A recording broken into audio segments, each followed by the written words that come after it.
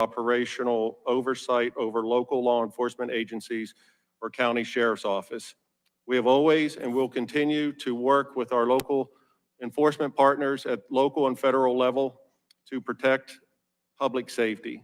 Secret Service is the lead agency at events involving its protectees, and PSP routinely provides resources and personnel to assist.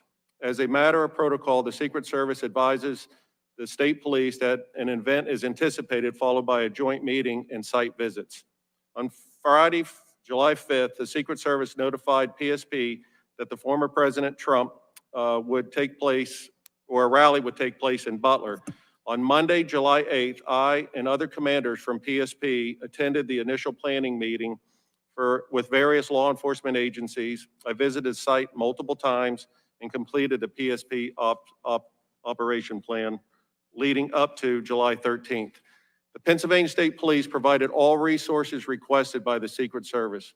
The Secret Service did not ask me, as the officer in charge of PSP assets, to post a trooper at the AGR International property, nor am I aware that Secret Service making that request to any other PSP official. 30 members of the state police were assigned to various roles to support the Secret Service. These members provided escort for the motorcade route, staffed post within the secured perimeter, performed roving patrols, and staffed the Secret Service command post. PSP was not responsible for securing the building or property at AGR International. The Secret Service established and managed the primary command post for communication in the office of the Butler Farm Show. A PSP sergeant under my supervision was stationed in the Secret Service command post to relay information or any communication made by PSP personnel to our local and federal partners. I thank you for this opportunity to provide information about the actions of the state police in planning, staffing, responding to the tragic events at the July 13th rally, and I look forward to answering any questions you may have. Thank you, Lieutenant Harold. I now recognize Mr. Sullivan for his 5-minute opening remarks. Mr. Sullivan. Chairman Kelly and Ranking Member Crow and distinguished members of the task force, I am Patrick Sullivan, retired Secret Service agent with 23 years of service. I am honored to appear before you today. I'm a life member of the International Association of Chiefs of Police and the Fraternal Order of Police. I'm also a board member of the United States Secret Service Association. I'm speaking for myself this morning as a subject matter expert. The information that has come to light so far regarding the security failures in Butler is shocking and infuriating. However, I am very, very proud of the bravery of the agents who put themselves in harm's way to save former President Trump and the skill of the counter sniper that neutralized the incoming gunfire with one shot. I served as a Secret Service agent in many investigative, protective, and supervisory assignments. Make no mistake, the Secret Service cannot function without the assistance of its state and local law enforcement partners. I truly believe the men and women of the Secret Service have the most difficult and unforgiving job in law enforcement.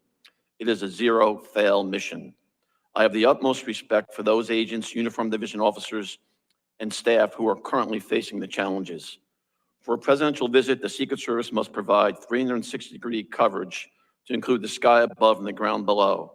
The Secret Service establishes an inner, middle, and outer perimeter. I will now discuss a typical Secret Service advance for a presidential visit in the United States.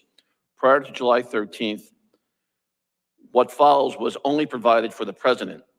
It's my understanding that these advanced procedures are now being used to protect President Biden, Vice President Harris, as well as former President Trump. The president's staff informs the Secret Service about the date and location and itinerary for a trip. The protective detail then notifies headquarters and the Secret Service field office where the visit will occur. The field office then notifies the relevant state and local law enforcement agencies and schedules a police meeting. It is at the police meeting that the state and local law enforcement agencies meet the Secret Service advance team and learn about the trip. Counterparts for the Secret Service advance team and local police are identified. The Secret Service advance team usually consists of the following: a lead advance, site advance, airport, motorcade, protective intelligence, counter assault team, counter sniper team, magnetometer, counter surveillance unit, and technical advance components to include unmanned aerial surveillance. After the counterparts are identified, the police and Secret Service work together on their assignments to develop a security plan for their site. They will jointly determine the assets needed to secure the site. The Secret Service personnel doing the CAT and counter sniper advance will also work closely with the local police SWAT personnel to craft a tactical response plan. The Protective Intelligence, or PI Advance, works with the local police and other federal agencies to investigate any threats or threat-related information. The site agent, in consultation with the lead advance agent, reviews the site security plan and presents it to the field office supervisor and protective detail supervisor for concurrence. The lead advance agent is responsible for ensuring all protection activities are coordinated and in sync. This includes ensuring all components communicate and respond appropriately during an emergency. Usually there will be one overall command post for the visit, with each site having a security room, a scaled-down version of a CP. The Secret Service lead and site agents do not have direct command or control of the state and local police officers. Off-the-record sites are handled differently than most on-the-record movements. The Secret Service does not know the president intends to visit a location until shortly before. The Secret Service will have a site agent conduct a brief advance to ensure that there are no apparent security concerns. Additional security measures are put in place after the president arrives. In closing, I would like to suggest Congress consider expanding the statutory authority of the Secret Service to ensure the agency can make the most informed decisions possible. The United States is facing a hyper-dynamic threat environment, and the Secret Service must be certain it is receiving all relevant threat information. The failure of most Secret Service personnel in Butler to be informed about the specific threat facing former President Trump stands out. Currently, there is no statutory requirement mandating federal, state, and local agencies must report to the Secret Service information concerning threats against the president or other protectees. There are agreements in place and memorandum of understanding to allow the transfer of such information, but no legal mandate to do so. In my opinion, the law must clearly state such information must be immediately provided to the Secret Service to take whatever steps it deems necessary to conduct an investigation and follow-up. For example, the FBI has exclusive jurisdiction to investigate a conspiracy to assault or kill the president before the attack takes place. Since the Secret Service is responsible for protecting the president, it should be part of all such threat investigations so it can take appropriate steps to prevent an assassination. And finally, the FBI has authority under current law to seek the assistance of any federal, state, or local agency, including the military, to help investigate an assassination or assassination attempt after the fact. I believe the Secret Service should have similar authority to call for such assistance to prevent an assassination or assassination attempt. That concludes my statement. Thank you very much. Thank you, Mr. Sullivan. I now recognize Dr. Goldsmith for his 5-minute opening remarks. Now, the witness is going to be testifying over the phone, right? Okay. Dr. Goldsmith, please. Good morning, Chairman Kelly, Ranking Member Crow, and distinguished members of the task force. My name is Dr. Ariel Goldschmidt. I'm the Chief Medical Examiner for Allegheny County, Pennsylvania. On July 13, 2024, after the attempted assassination of former President Trump, I, through my staff, reached out to the Butler County coroner, Bill Young, to offer our assistance if needed. Later that night, our assistance was accepted by Butler County, and arrangements were made to transport the bodies of Thomas Matthew Crooks and victim Corey Dean Comparator to our office. Our office wasn't involved in the transportation of the decedents. However, once they were transported to our office, the required chain of custody work was processed. The following morning, July 14 at 9:15 a.m., I began Mr. Crooks' autopsy with the assistance of other technicians named in my report. Prior to the autopsy, the body was x-rayed. Major handprints were obtained by the FBI Major Incident Program Manager, Brian Johnson, and gunshot residue test samples were collected by autopsy technician Lauren Duran. My involvement in the case was limited to the autopsy, in which I determined that Thomas Crooks died as a result of a high-velocity gunshot wound to the head with an entrance wound of the left upper lip. I had no reports from or involvement in the investigation into Mr. Crooks' motives or actions, crime scene evidence, or other outside evidence as part of my work. Items of evidentiary value collected during the autopsy were transferred to the custody of the FBI. Once I received the results of toxicology testing, which was performed by our laboratory, I completed a written autopsy report, which was signed August 5th and delivered to Butler County. Our office's involvement in the case concluded on July 22nd, 2024, when Mr. Crooks' body was released to a funeral home pursuant to the directives of the Butler County Coroner.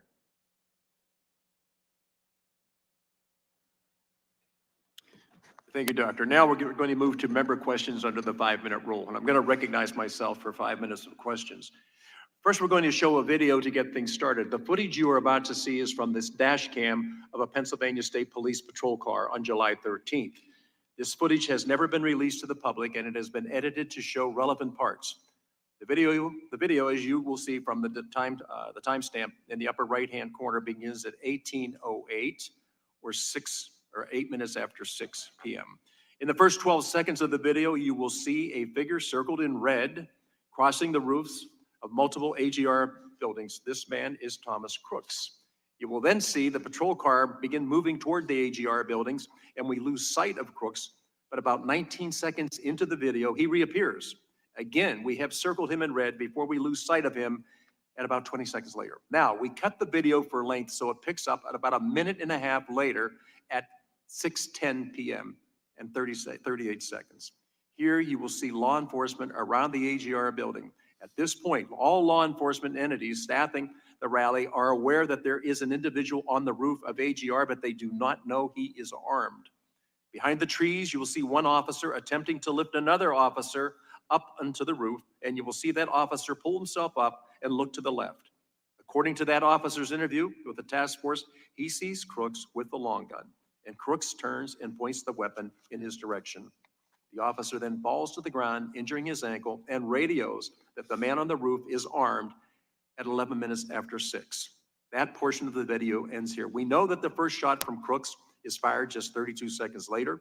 We will play the video now.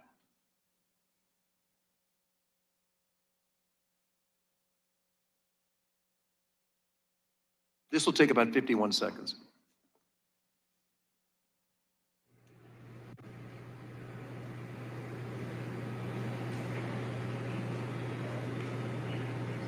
There's no audio.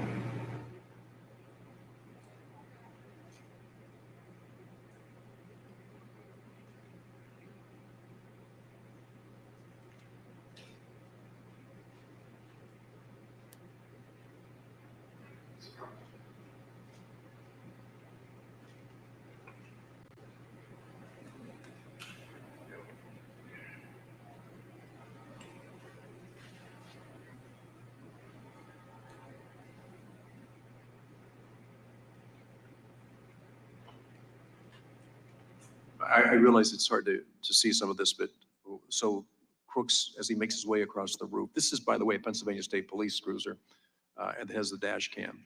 So you're able to see some things that nobody else was able to see, but I know it's difficult. Lieutenant Harold, I'm going to direct the first line of questioning to you, since this is state police footage. Footage and evidence show that Crooks was on the roof of the AGR building for over 3 minutes before shots were fired. Lieutenant Harold, please describe those few minutes leading up to the shots fired from your vantage point.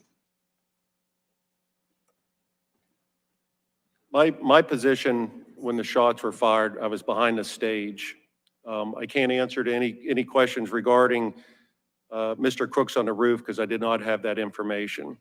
I was behind the stage. It was very loud, and if it was transmitted over our portables, I did not hear that. But I had returned to my car briefly once the former president had taken the stage to retrieve a cell phone that had FirstNet, and then I was returning back to the stage when the first shot rang out. Officer Blasco, same question.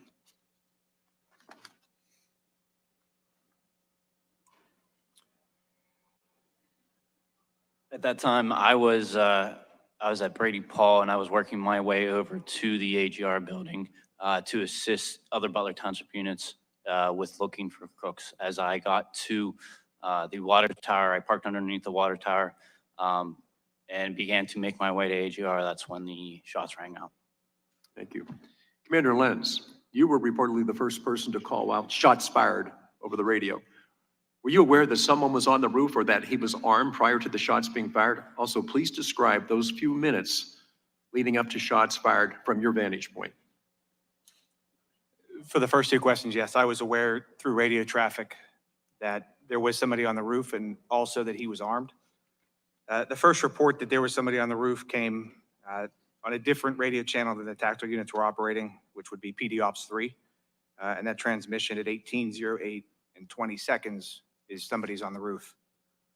At 18:09, I made a phone call to the PSP sergeant in the Secret Service Command Center and relayed the information that there was a suspect on the roof of the AGR building. There was some additional radio traffic from the Butler Township police units. And at 18:11:03 hours on that PD Ops 3 channel, again, not the channel the tactical units were operating, is the Butler Township unit that reports he is armed. I believe he says, I see him, he's laying down, and he has a long gun. So my actions for that, at that point, the gentleman on the roof clearly is a threat, and I radioed to our quick reaction force to deploy them to the AGR complex to begin to address that threat. Prior to me finishing that radio transmission, you can hear the shots being fired through my open microphone. Okay.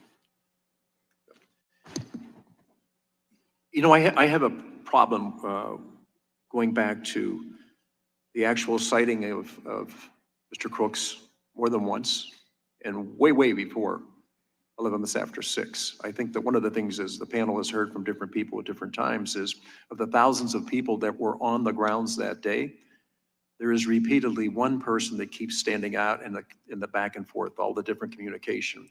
And it is, in fact, Thomas Crooks that they're talking about.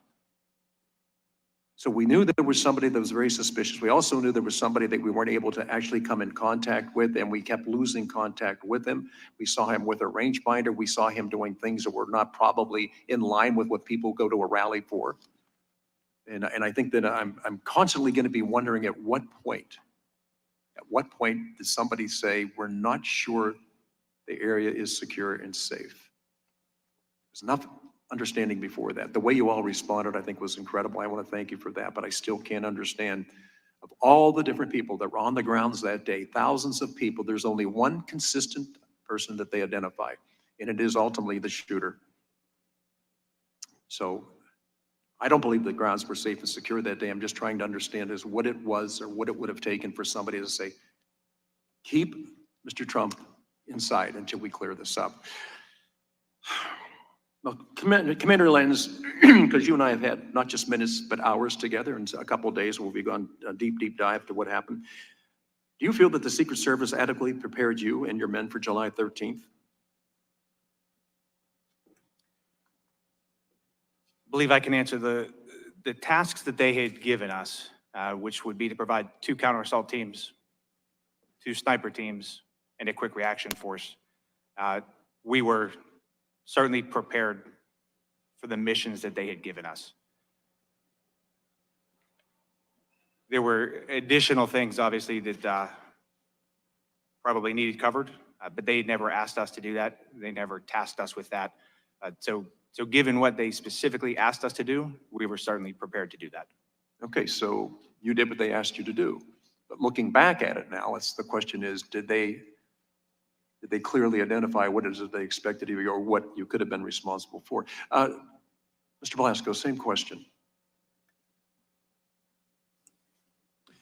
So I took my direction from Commander Lenz, and of the things that we were asked to do from my direction from Commander Lenz for the pre-planning stages for the sniper teams, I would feel that I did what was requested of me from Commander Lenz. Okay, so hindsight's always 20/20. Looking back on that, do you think you were adequately prepared for what it is that ultimately happened? There's always things that you think that you can do better, but with the information that we had, I believe that we did the very best that we can, or we could. Lieutenant Harold, you feel the Secret Service adequately prepared you and your men for the event? The Secret Service, after meeting with them at the site and going through what they requested PSP to do, was primarily the security of the farm show inside the fence line. So adequate troopers, I had 30 troopers inside that fence line once the motorcade arrived.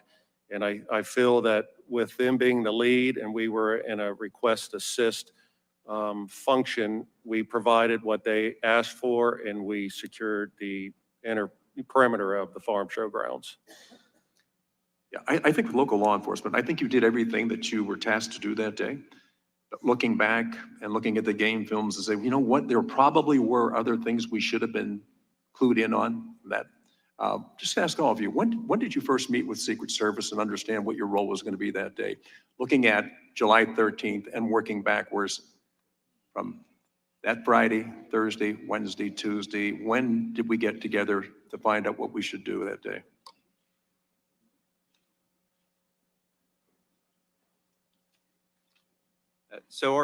For Butler ESU, our first contact from the Secret Service was Friday, July 5th at 1:55, and that was a phone call asking for assistance with the upcoming Butler rally.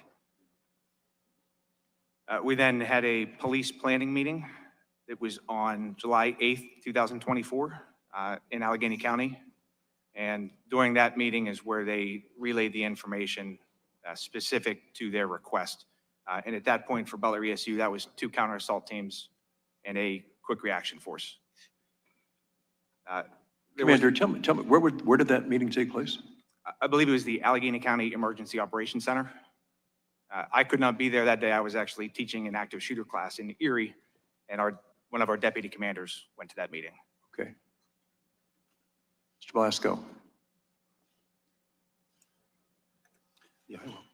So again, we took, from that meeting, we took direction from Commander Lenz and the deputy commanders and team leaders, and we started to formulate a plan of what to do. But the first interaction that I personally had with the Secret Service would have been the July 11th walkthrough at the farm showgrounds.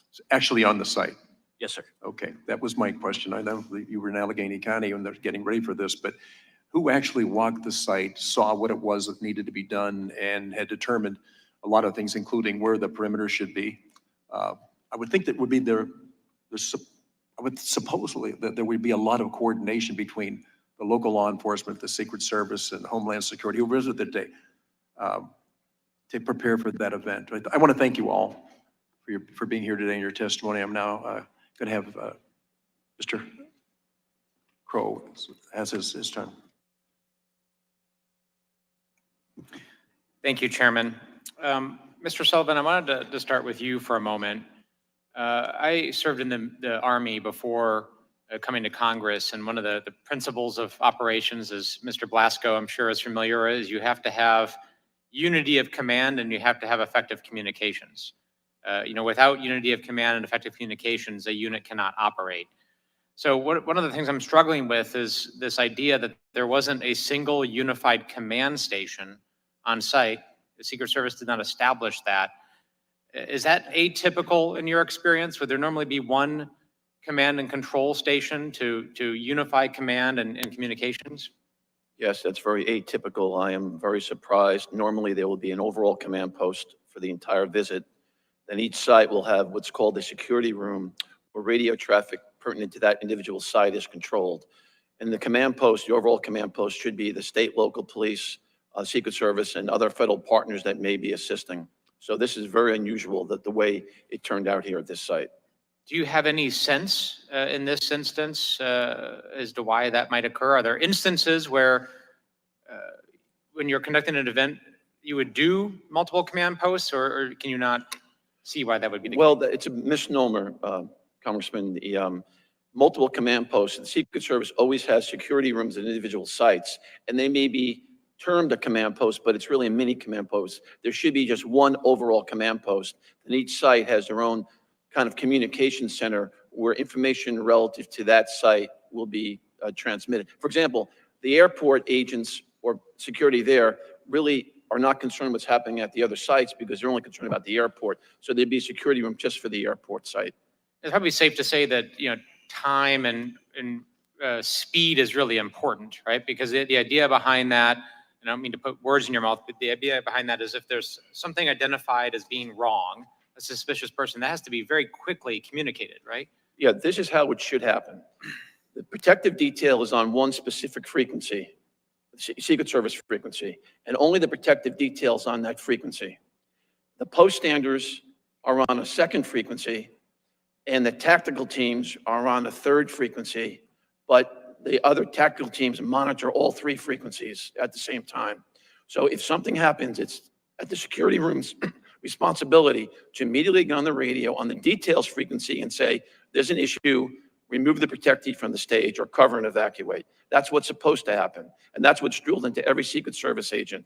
There has to be, because the detail agents, don't forget, they can't listen to all the other traffic. They have to be rock solid on protecting the president or the presidential candidate. So their frequency is just for their individual movements. So in this instance, based upon what you know and what you heard from Commander Lentz and Mr. Blasco, a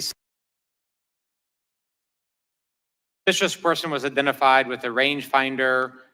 Pictures were taken of this person moving around a building, so much so that it drew the attention of one of the sniper teams who took pictures of it. If that information had been effectively communicated to the FBI, or if the FBI, I guess to rephrase that, had set up a communication system in a command post to receive that information, would that have been a situation where you would say the protectee shouldn't go on stage until we resolve this? Congressman Code, you mean the Secret Service, not FBI? Yeah, I'm sorry. Yeah, Secret Service, right. Yes, sir. What should have happened, in my opinion, is when the suspicious person was identified, the detail leader and the shift agent should have been told there's an issue, we're working a suspicious person. And then at that point, it was probably would be inappropriate to remove the president from the stage, but the detail leader should know there's an issue, I may have to react quicker. So at a minimum, when there's a suspicious person, the detail leader and the shift agent should be told there's an issue. And in your experience, have there been situations when you've been on service as a Secret Service agent where that has come up, where you've had to, pause an event or respond to something until it's been addressed? Yes, that has happened during my career. I've never had a dramatic situation where we had to remove the president from the stage, but we've had situations where the shift agents are told, we got a situation, there's a suspicious person in the front row. And then you have to mitigate that. Usually the protective intelligence team will then come, take that person and conduct an interview, remove that person from the rope line as an example. And you don't have to take the president off stage or interrupt the president's movements. I want to turn briefly to the effective deployment of snipers. So Acting Director Rowe explained to this task force that it is best practice for the Secret Service to position counter snipers from the vantage point of the protectee looking out. And in fact, in this situation, that is where the Secret Service sniper teams were. They were sitting above the platform looking out. The employment of the local law enforcement, the Butler County ESU sniper teams was outside looking in. So not looking at rooftops, not looking at lines of sight or lines of fire, but their mission, as they were told, was to look at the crowd, and a crowd of several thousand people, and to try to identify issues within the crowd. Is that atypical? I don't know, Mr. Crow, if that's atypical. I'm very familiar with the our counter sniper operation, Secret Service, and that they do set up their position for a line of sight to the stage, show a potential assassin, what type of shot can a potential assassin make against the president, and counteract that. Generally speaking, the observation of the crowd is the responsibility of the poststanders or police officers that are posted in the crowd. Because the theory being, everyone in that crowd has already been screened. So it would be very difficult for someone to get a weapon inside the secure area already. So the idea that there would be, a gunman, not to say that it's not impossible, but there would be a gunman in the crowd, that a sniper at a distance would be able to identify and take an effective shot, seems very unlikely. It seems highly unlikely, in my opinion. Again, the threat at that point, from the counter sniper perspective, is outside the perimeter, in the area that is outside where the magnetometers are set up. And that's the reason why you have the counter snipers, because the theory being, inside that perimeter, the people have already been screened, and to a high degree of certainty, there is probably no weapons inside the secure area. Thank you. Commander Lenz and Mr. Blasco, did that mission seem unusual to you, that you were outside looking in at a screened crowd? It did not. We didn't receive any direction from the Secret Service as far as how they wanted our sniper teams to deploy or what their actual mission would be. So our snipers on our normal missions, they deploy more as marksman observers. So What they was, are, can you just, what was your mission as you understood it that day? as we understood it, it was to deploy sniper teams to overwatch the stage, the crowd, the venue area where most of the people would be gathering. Mr. Goldschmidt, are you still with us? Yes. Yes. Great. Just one brief question for you. Was the autopsy that you performed, was that, in this case, was that a standard autopsy in your view? And what I mean by that, was there anything that stood out to you as unusual or different? Was there anything in the toxicology that stood out to you as unusual or different, or did it all appear to be a standard autopsy? It was a standard autopsy. The only thing that we different was we did a little bit of extra toxicology testing with a heavy metal screening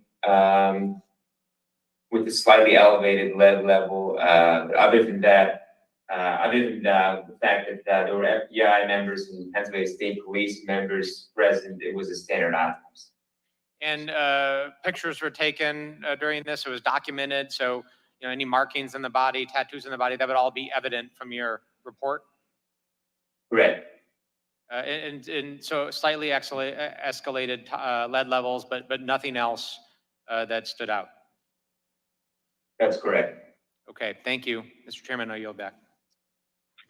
Thank you. Now I'm going to recognize Representative Joyce from Ohio for 5 minutes. Mr. Joyce. Thank you very much, Chairman Kelly. Lieutenant Harold, a lot of discussion, I think, will take place today about the advanced planning that took place. And my understanding is that from your testimony here was that you were involved in most of those day-to-day meetings leading up to this event and at the event with the Secret Service. Is that correct? Sir, yes, sir. And so could you go through that? Like, on what was the first day you met with them? And then what did you discuss? And did the Secret Service, to your understanding, when they come in and take over a site, they're in charge of the site, and then they're helping, you are assisting them, and they're telling you, you tell them where people are gonna be, the local folks who they're going to be, and they're basically in charge and know all those things ahead of time, where everyone's supposed to be, correct? That's correct. Did you have the opportunity then to understand that when the Secret Service came in, that they were telling the local folks, this counter sniper group, and I believe Mr. Blasco, that it was at the end of the day, it was the Beaver County sniper team that was in the AGR building? It was both Beaver and Butler, sir. Okay. Did Secret Service ever talk to the Beaver County sniper unit? Not to my knowledge. And they were there that day in charge of this operation. Secret Service never talked to them. Correct. Thank you. So going back to you, Lieutenant Harold, the day of or day before the event, do you have a walkthrough with the Secret Service? I had 2 walkthroughs at the site. There was a walkthrough on Tuesday. It was just a brief to get familiar with the property. We went back to the barracks. We pulled up an image of the farm show on a smart screen TV. We drew the fence line, spoke a little bit. The main meeting at the site was Thursday, and it was with the same 3 Secret Service agents. I was with 2 other PSP commanders. We walked the site starting at the main gate. We went clockwise around and looking at my ops plan, wherever there's a dot or a number, that was a stationary patrol. And then basically when we got near the end and I had everything that they had requested, I was informed by my Area 1 commander that if we needed additional troopers that we could pull from surrounding troops. But after the request and the assignments that was given to us from Secret Service, I had plenty. I covered all the posts and I had additional roving troopers inside the venue. So that was primarily the main meeting that we had with Secret Service was on Thursday, and then I completed the ops plan and had it forwarded out by 1,500 hours on Friday.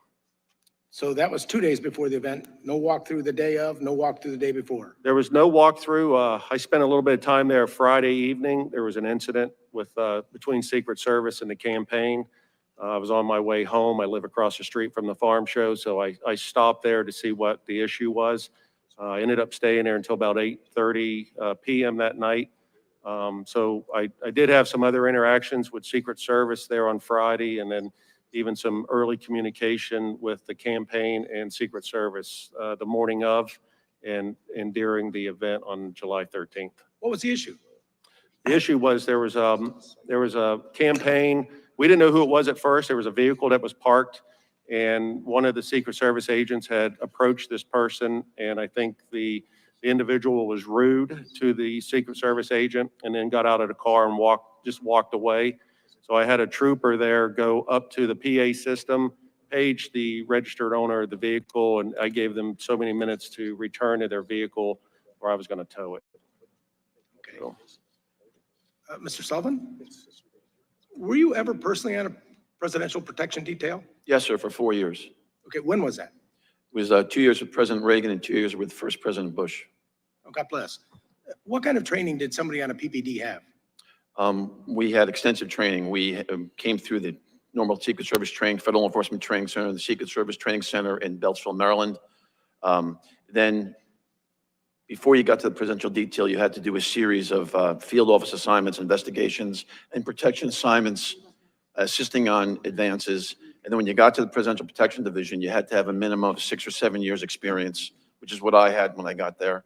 And then once you're there, we had training at least once a month. We had to shoot our firearms once a month, and we went to Beltsville, the Raleigh Training Center, at least once a month for, we call them attack on principles, AOPs, where you go through routine and events that might happen. Then all of a sudden you'd have an attack on the person who was acting as the president to test your response skills. So it's very, very intense training. I appreciate that, sir. Our acting director Rowe has said that we need a paradigm shift, and we need to be changed from one of being reactive to one of readiness. Now, what does that even mean? Well, I think it means that the Secret Service needs to shift how we do business, but I'll harken back to my testimony. To me, Like shift, from back to all the work that was done to prepare you for President Reagan and President Bush to the lack of that work being done now? no, sir, that's not what I mean. I think there's a certain, I don't know what words actually come to mind, but agents are exhausted now. The campaign really, really takes a lot out of them. And I think they don't have enough resources, Secret Service does not have enough personnel and resources to give people the breaks that they need. But also, let me say though, Congressman, when we say about the paradigm shift and going from a reactive mode to a readiness mode, it's really being proactive. And I'll harken back to my testimony. We So when need, would you not be proactive when when you go out into a situation like that? You're always looking for points of attack, correct? yes, from the physical protection aspect, but I'm talking the overall agency. I'm talking about the physical protection. When you were in PPD, when you were out there on the field, if you saw somebody in the line of sight or the day before in a walkthrough and you saw problems with line of sight, what would you do? I would have had those mitigated, or else I would have talked to the supervisor and said, it's not safe for the president to come. Correct. How would you mitigate it? You Didn't you could have have banners at that banners, you could have buses, you could have trucks. There are a lot of ways to mitigate it. But however, to me, the simplest way to mitigate the building there outside the fence line in Butler was to post it. If you had police officers on the outside of the building, or agents, no one could have got up to the roof. My understanding is that there was some type of vehicle that was supposed to be posted there to block that line of sight. When you came out and you were in charge and you didn't see the vehicle there, you still let the president come out?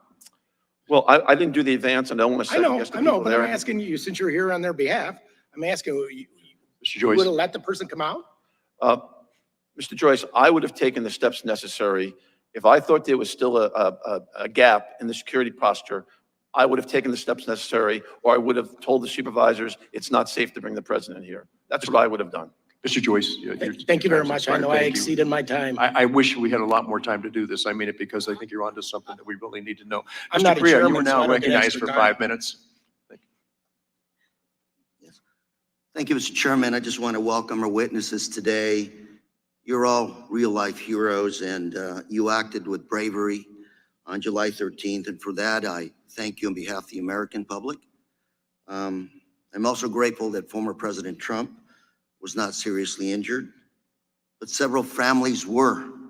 Their lives have been changed, and for them, I have nothing but my deepest sympathies.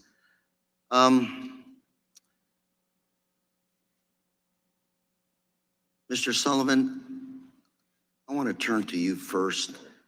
I have a Wall Street Journal article from yesterday, and I'm going to submit this for the record, Mr. Chairman. Objections. And quickly summarizing some of the statements were made. Unclear chain of command, technical issues, poor communication, couldn't identify who within Secret Service was final decision maker. No communication in real time. 2 communication centers. Secret Service said they had technical issues with the radios, a problem that was characterized as being common with the agency. This is a summary of the Senate findings.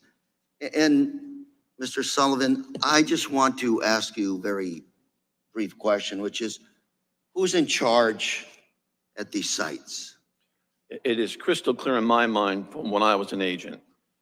The site agent, the site advance agent, crafts his or her plan, presents it to the lead advance agent. Ultimately, the lead advance agent is personally responsible for signing off on the entire advance package, all the sites, airport motorcades. So I'm going to ask you, you have at least three different elements here, 3 different groups that we're talking about here. We're talking about the Secret Service, local police, and the campaign. Yes. So the Secret Service is in charge Secret Service is in of charge all the above. of security. No, not all the above, not the campaign, Mr. Carrera. It's only charge of the security portion. And I say that to you because some of the testimony here today, first of all, we don't have communication was totally lacking here. You mentioned there was a, one command center is generally the situation. Here you had 2 command centers that didn't talk to each other. You had someone in the roof spotted, 1609, call was made, suspect on roof with possible weapon. 1811, local police officer spots crooks, jumps off the roof, injures himself. 32 seconds later, you have a shot, goes off. Real time. You've been with the Secret Service, sir. You with President Reagan, I believe you said. And President Bush, yes, sir. Thank you for that good work. What went wrong? Who's in charge? And I'm not trying to say focus on you, but rather we have former President Trump going back to Butler here in the next few days. I'm not looking for people that are guilty here. I'm looking for solutions. What went wrong? How can we fix that moving forward? Well, what went wrong here is there was a breakdown, and I'll explain one more time, Mr. Carrera. The site agent reports to the lead agent. The lead agent is responsible. He or she is responsible for the entire advance package, and then that's presented to the field office supervisor and the detail supervisor. Are we being lax here? Because Secret Service is an elite group of Americans, done an excellent job of protecting our presidents. And here today, you described to me, who's in charge, at least for the locals and Secret Service and not the campaign. But is there somebody there who has the authority to say, this doesn't look good, pull the candidate off the stage, this situation is beyond my control, or it doesn't look good, cancel this thing, move to a safer ground? Is there somebody there that has the authority to tell all 3 elements, this is not good, let's move on?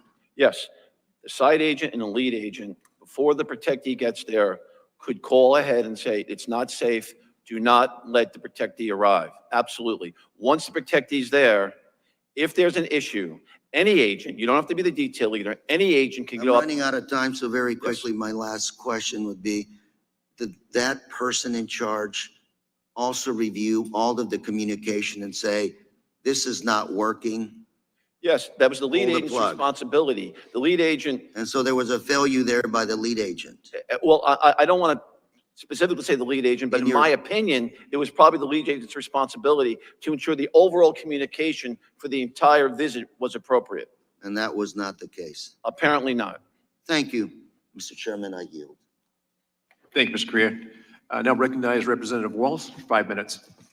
Thank you, Mr. Chairman, and I think I share everyone's condolences for the Compatore family, for the Copenhaver family, for the Dutch family that are dead and suffering because of these failures. And thank you all for your service. Every day you wake up and put that badge on to keep us safe. We appreciate you and we have your back. And I just want to let you know, as a veteran, when we come home, we depend on all of you, and I just can't thank you enough.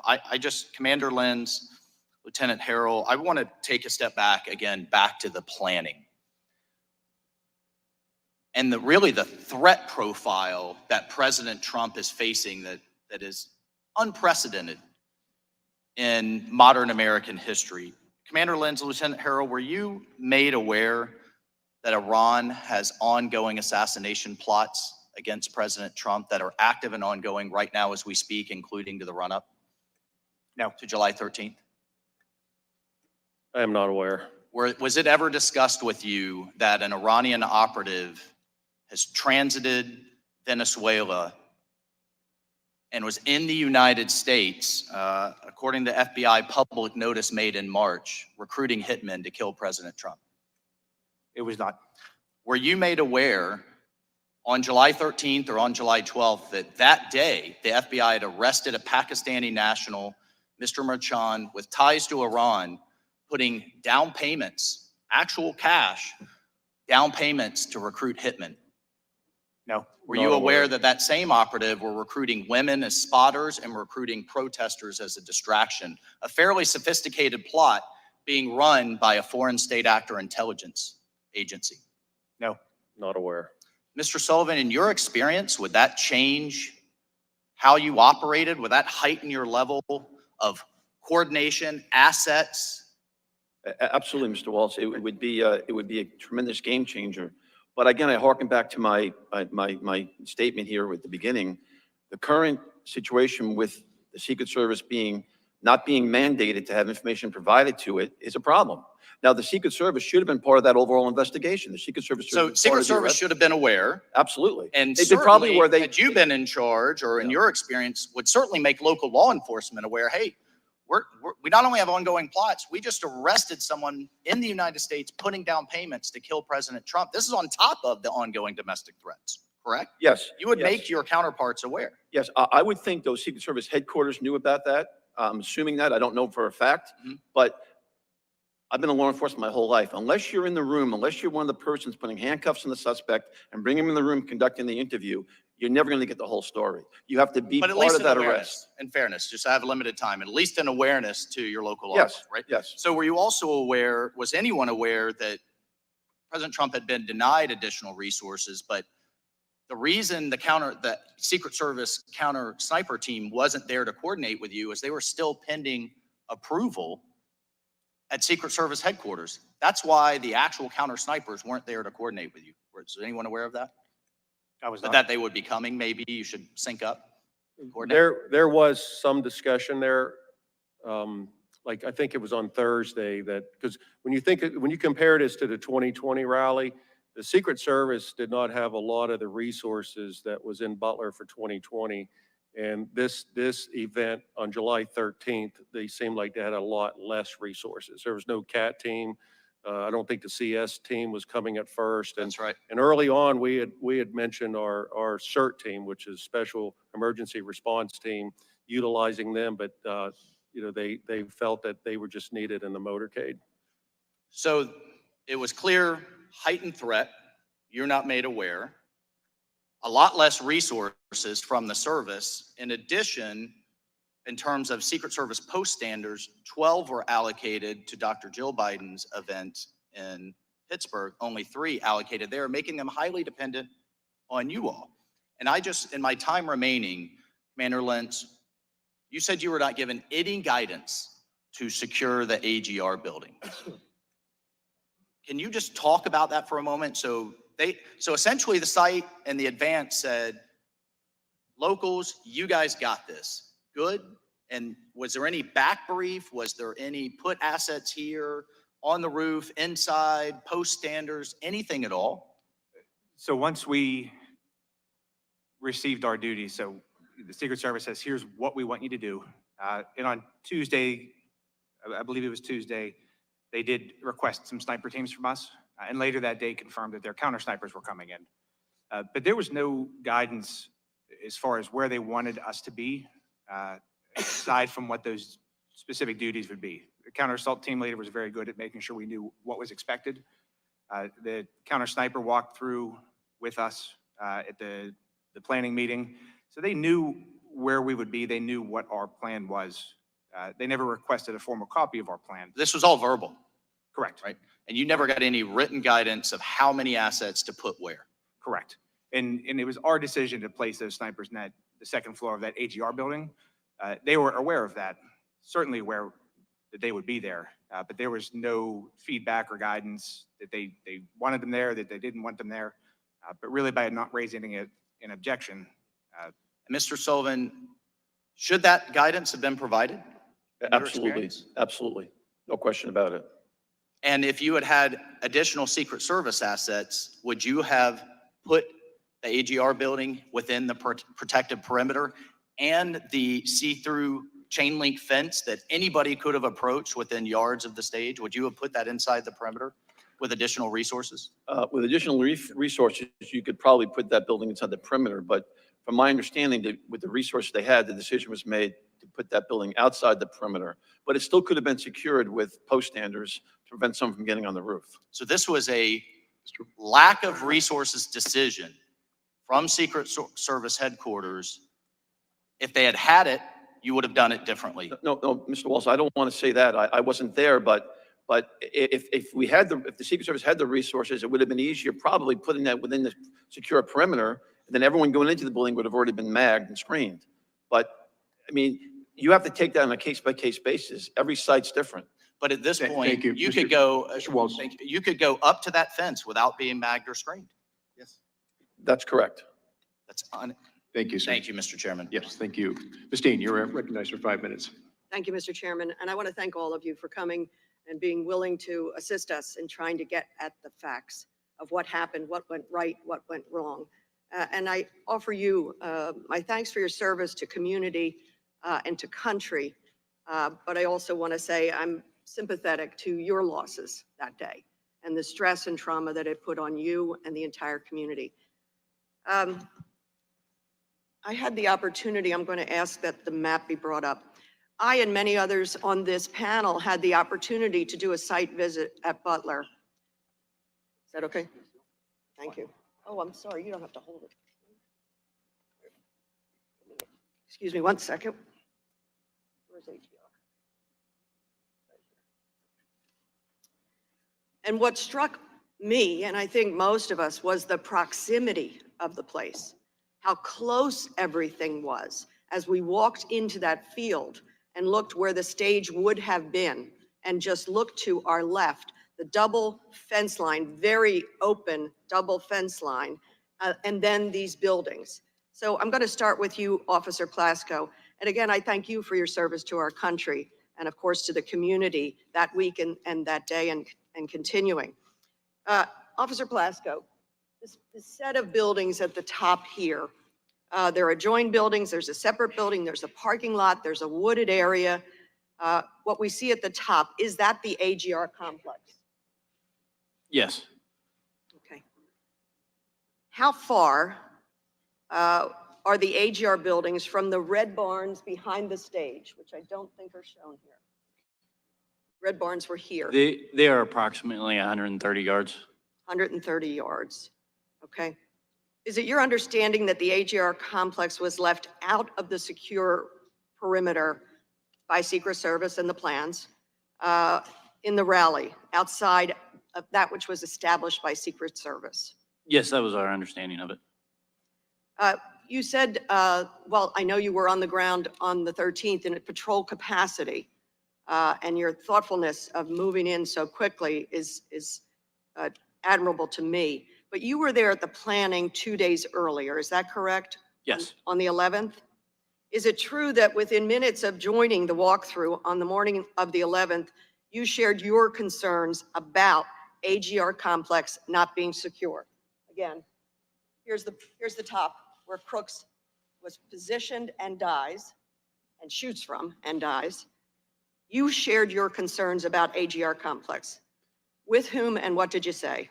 I did share my concerns with the agents, from my understanding, that were in charge of the site that day. I explained to them that the snipers inside that building were overwatching the venue itself, and that the whole area, specifically the whole area coming leading up from the water tower, we had no vantage point from. We could see part of the building that Crooks was on, but we had no access and or line of sight, I should say, to that area. I asked the Secret Service members that we do not have the additional manpower to post anybody there, and I requested additional people to be posted there so there would be no access to those grounds, And what response did you get? that they would take care of it. They would take care of it. Yes. And did you think that meant they would put it within their secured perimeter? Whether they put it within their secure perimeter or they posted bodies, actual people there, that was my expectation of what was going to happen. And I want to point out, for the benefit of those who haven't been there, this is a fence line for the AGR property, is that correct? And it's a chain link fence, Yes, so you can see through it. yes, And this property, AGR property parking lot, was not locked down.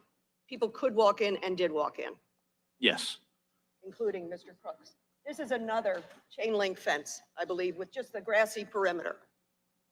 yes. Did they say anything about posting an agent or blocking, making opaque that fence line or both fence lines? So we were told that they were going to post a opaque fencing along the line. In the military, I called it sniper fencing, but it's an opaque fencing that you can't see it. It's a green fence that what I know it to be, that all the way around the outside of the perimeter. Mr. Lieutenant Harold, can you talk about whether or not there was a discussion about posting vehicles along either of those fence lines? Farm vehicles, trucks, buses?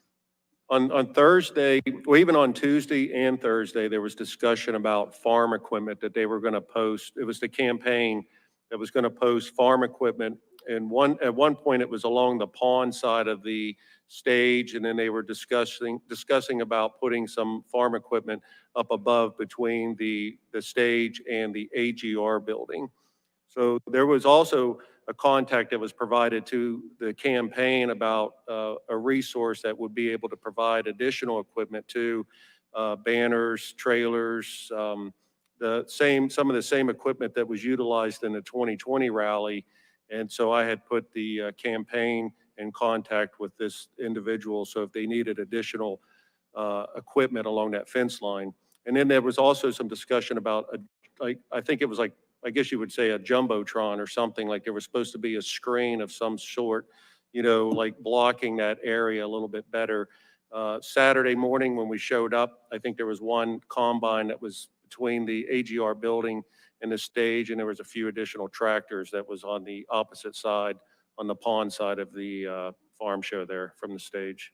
And Commander Lentz and Mr. Blasco, when Secret Service arrived, did anybody say to you all, well, we're missing some of the stuff we thought was going to be here to block that line of sight? When I arrived the day of the rally, I actually did not speak to anybody from the Secret Service until I had to make a phone call to the Secret Service specific to a possible threat that the 911 center received. I thank you. I recognize I've gone over, Mr. Chairman. Thank you. Again, I'll just go to thank you for your service.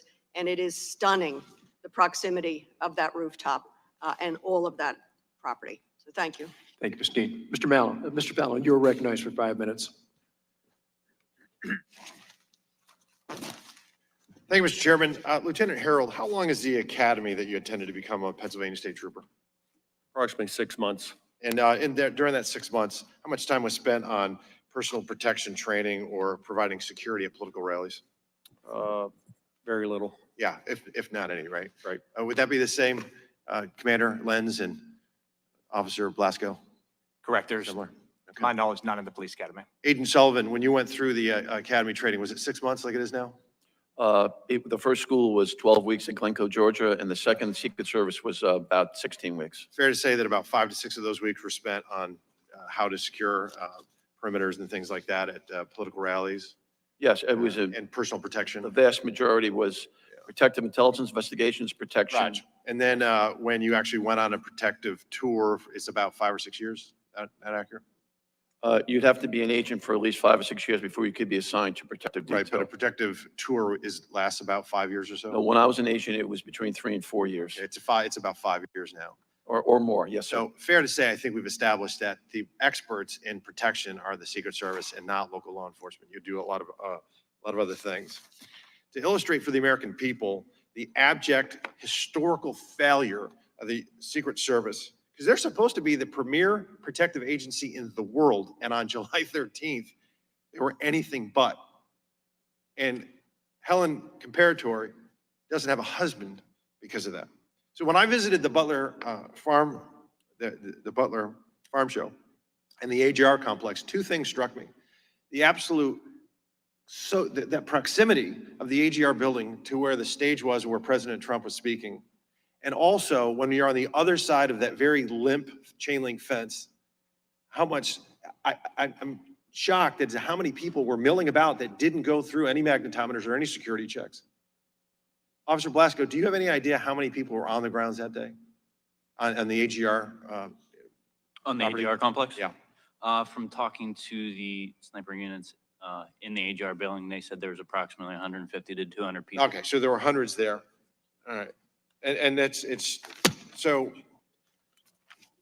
me ask you this. Is the AGR property, it's outside the security perimeter, but there were hundreds of people 50 yards closer to the president than the shooter. We didn't know who they were.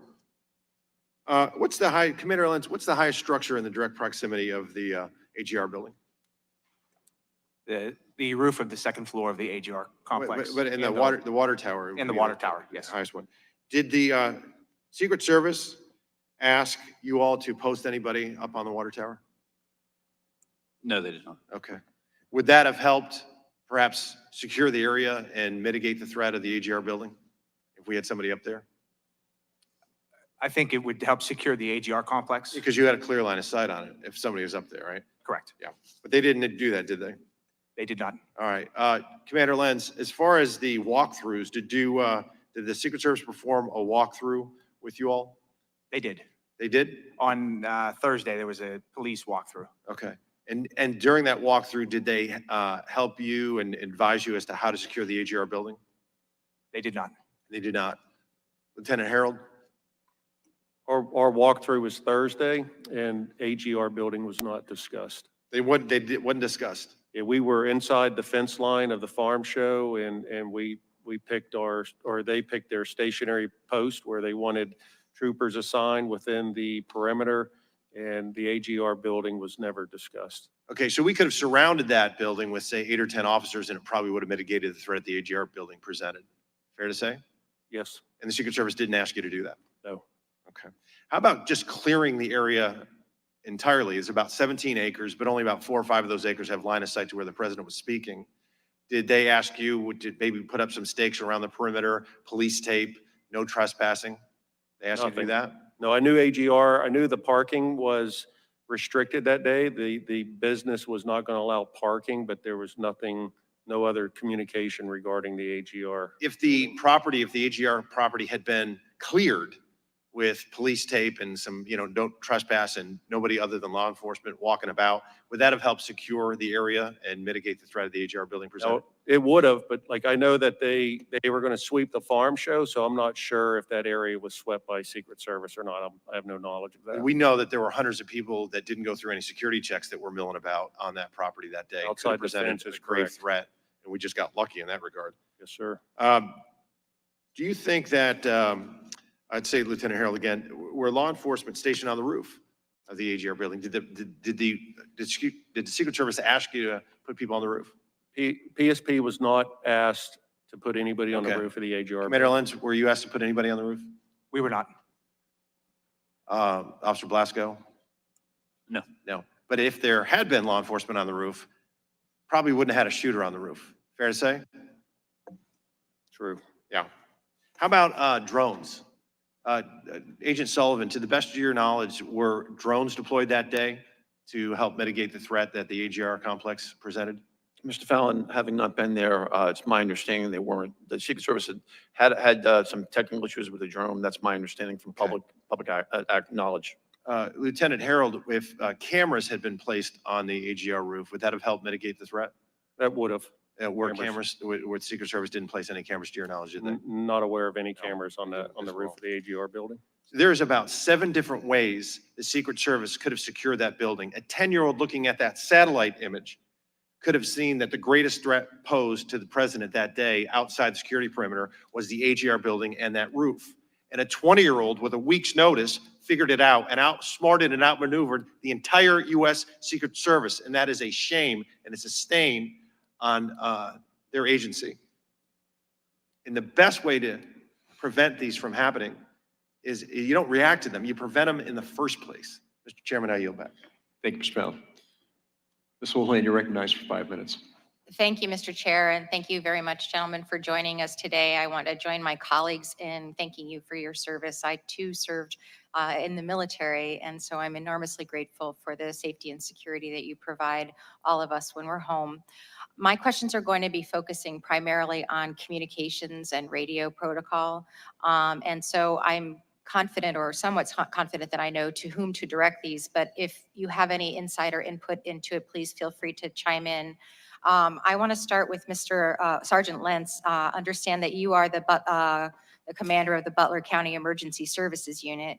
And as commander, my understanding is you were in the local command trailer, along with your deputy commander and representatives from the Butler County Sheriff's Department and the Butler Township Police Department, as well as, of course, the emergency services on that day. Meanwhile, my understanding is that the Secret Service security room included representatives from the Secret Service, from the state police, and also from the Butler County Emergency Services. Just to start, is that a fairly accurate portrayal of who was where then? Yes. Perfect. Can you describe then some of the radio frequencies that were used by those various agencies? And I'll start with the Butler Police Department. What frequencies were they operating under? Sure. So the Butler Township Police Department was using a channel we call PD Ops 3, which was an operations channel just for the township units performing traffic control duties. The tactical police units, we were using PD Ops 4. And the sheriff's office was using the sheriff's operations channel. And my understanding there were also frequencies 1 and 2 for units that were not working at the rally as well. Is that correct? Correct. PD1 is for patrol units that would cover the southern part of the county, and PD2 would be the northern part of the county. And were local officers able to listen to other radio frequencies that day, other than the ones that you just outlined? No. So we were able to hear our Butler County channels only. And could you talk a little bit about the state troopers as well? What frequencies were they listening to? The only thing I can really speak to on the state police radio is we did have one in the county command post. It was a portable radio. But the newer radios seem to operate more like a cell phone. And if you don't have a connection to the tower, then they just don't work. So we had some issues hearing anything from that radio throughout the day. So you had issues communicating with the state police, and my understanding is they were on a different radio system from you. Correct. And they are on a separate radio system. I'm sure Lieutenant can echo better what they actually were using. Do you know if the Secret Service again, in a different area, was able to listen to your local radio frequencies that day? So there would have been an encrypted police radio in the command center. I believe it was being used by the emergency services side, so fire and EMS. But believe they treated around 250 patients for heat-related stuff that day. So that radio was nonstop. So even if that radio was scanning and had the capability to hear our channels, they would not have been able to do so just because of the amount of traffic on the. Yeah, yes, when we were in Butler, that was my understanding, is that there were a couple hundred calls because it was such an incredibly hot day, and that, to your point, even if they had been able to listen to you, there was a lot of other chatter going on. And so, here we've got the local folks, the sheriff, the state police, all of whom have their own channels, and not all of whom are able to listen and hear to, one another. Can you briefly talk a little bit about the Secret Service and whether or not you think they could hear you? I do not believe they could hear us at all. They did not have a radio from us, and we did not have a radio from them. So, in the local command post, there was no way for us to hear any of the Secret Service radio traffic. So for those of us who are of a certain age, I was in my early mid-20s during September 11th. This was almost exactly what I remember being the problem in terms of responding to September 11th, that there were all kinds of really well-intentioned, very well-trained people, but none of whom could hear one another or communicate with one another. It feels as though we haven't made a whole lot of progress on that. In your view, what would have been a better way to have this communication? Sure, it's not feasible to have everybody communicate on the same channel just because of the amount of radio traffic. However, a unified command post, as we're all taught in many different FEMA classes, a unified command post solves that issue. Yes, and I know Representative Crow started this conversation with sort of being aghast at the fact that there were clearly more than one command post, and that in some cases, my understanding is some people didn't even know that there were more than one command post, and so that's certainly a gap too. So here we were with 3 minutes and every second counting, and the Secret Service and the state police weren't able to directly hear what local law enforcement actually saw because they didn't have that interoperability with local law enforcement frequencies and didn't have possession of those radios. Given how important that communication is in communicating in a crisis, clearly one of the findings of our investigation ought to be that there needs to be certainly reform in terms of the technological communications that are going on here. My colleagues had a little bit of extra time, and with my remaining time, I'd like to ask a question about the drones. I understand that the drone technology that the Secret Service had didn't work that day. My understanding is that the person who was trying to assassinate the former president's technology did work that day. The last question that I have for you is, we're always trying to solve for the last problem that we had, a shooter, a sniper. To me, we should be solving for the future problems that we aren't seeing coming around the corner, and those are emerging threats, evolving threats such as drone technologies. Gentlemen, do you have anything that keeps you up at night that isn't sort of the traditional sniper on a rooftop? Yeah, I believe that we've probably all considered the emerging threat that would be coming from a drone. I would say at our level, I have no means to mitigate that at this point. And that's actually something that we can also help with. And Congress has pieces of legislation, myself included, that address the authorities that you need to have to be able to combat what I think is an increasing threat from things like drones. I thank you very much for your testimony, and thank you very much again for your service. And with that, I yield back. Thank you, gentlelady. The gentlelady from Florida, Ms. Lee, is recognized for 5 minutes. Thank you, Mr. Chairman, for convening this important hearing, and to our witnesses for being here with us today.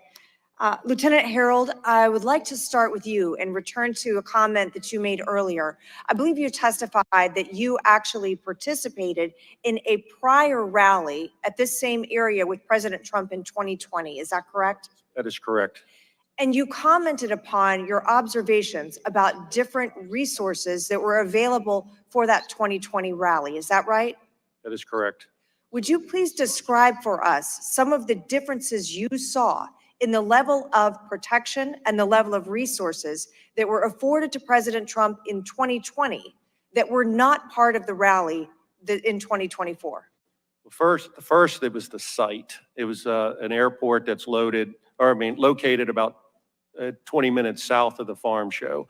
So it was an airport. It's completely fenced in. It's a restricted area. The night before, we picked up the motorcade and delivered the motorcade, I guess, or escorted it back to the airfield, and we parked it in the hangars there and everything was secured, but there was no, I guess the foot traffic, there's nobody walking through an airfield, it's all fenced in, it's restricted. But it seemed like there was more resources that were present for the 2020 rally compared to the one here just 75 days ago. So when you think of like the level of security then, like what was changed now? Like why did we have less resources from the Secret Service on July 13th? In your observation, did it appear that there were a greater number of Secret Service agents involved in the 2020 rally? There definitely was, but it could have been because of the motorcade too. Like that, I mean, it was former President Donald J. Trump was the president then. So it seemed like there was more assets, resources, the motorcade, there was definitely more security at the airfield at the Butler Airport compared to the Butler Farm Show. And Mr. Sullivan, I'd like to return to you for a moment. You testified earlier about very extensive and very specific training you received as a Secret Service agent before being put on a protective detail. Is that correct? Yes, ma'am, that's correct. And I believe your testimony was that in addition to specific law enforcement training, you spent years in preparation and training before you actually were on that particular service. Yes, Ms. Lee, that's correct. Now, other federal agents who may be brought in to supplement Secret Service in a rally such as this, do they receive that kind of training? No. So we've discussed earlier that state and local law enforcement would not and did not have that kind of specialized training. But to be clear, it is also true that other federal agencies don't receive that specific training, that specialized training either. Well, every agent that goes to the Federal Law Enforcement Training Center Criminal Investigative Training Program does get an introduction to protection. They do get some familiarity with it. And then before in the Secret Service, I'm no longer there, but borrowed agents from other agencies. When I was an agent, we used ATF, IRS, Customs.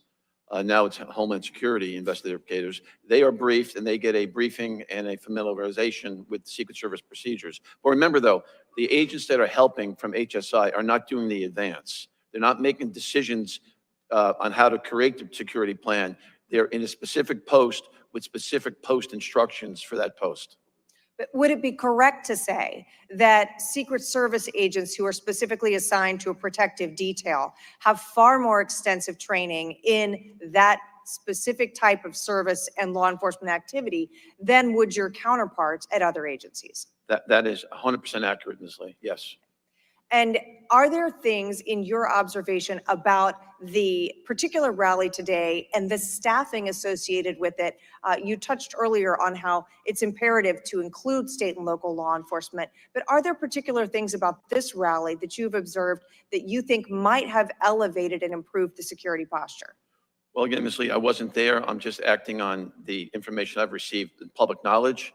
I think there was clearly mistakes made. There were decisions that were not appropriate in my opinion. And I'm really appalled at the communications plan or lack thereof. I can't fathom how that would be acceptable, and it's absolutely not acceptable. Thank you. Mr. Chairman, I yield back. Thank you, General Lee. Representative Moskowitz, you're now recognized for 5 minutes. Thank you, Mr. Chairman. The assassination attempt against President Trump on July 13th was a chilling moment in our country's history. This task force is committed to ensuring that security failures on July 13th never happen again. We thank you.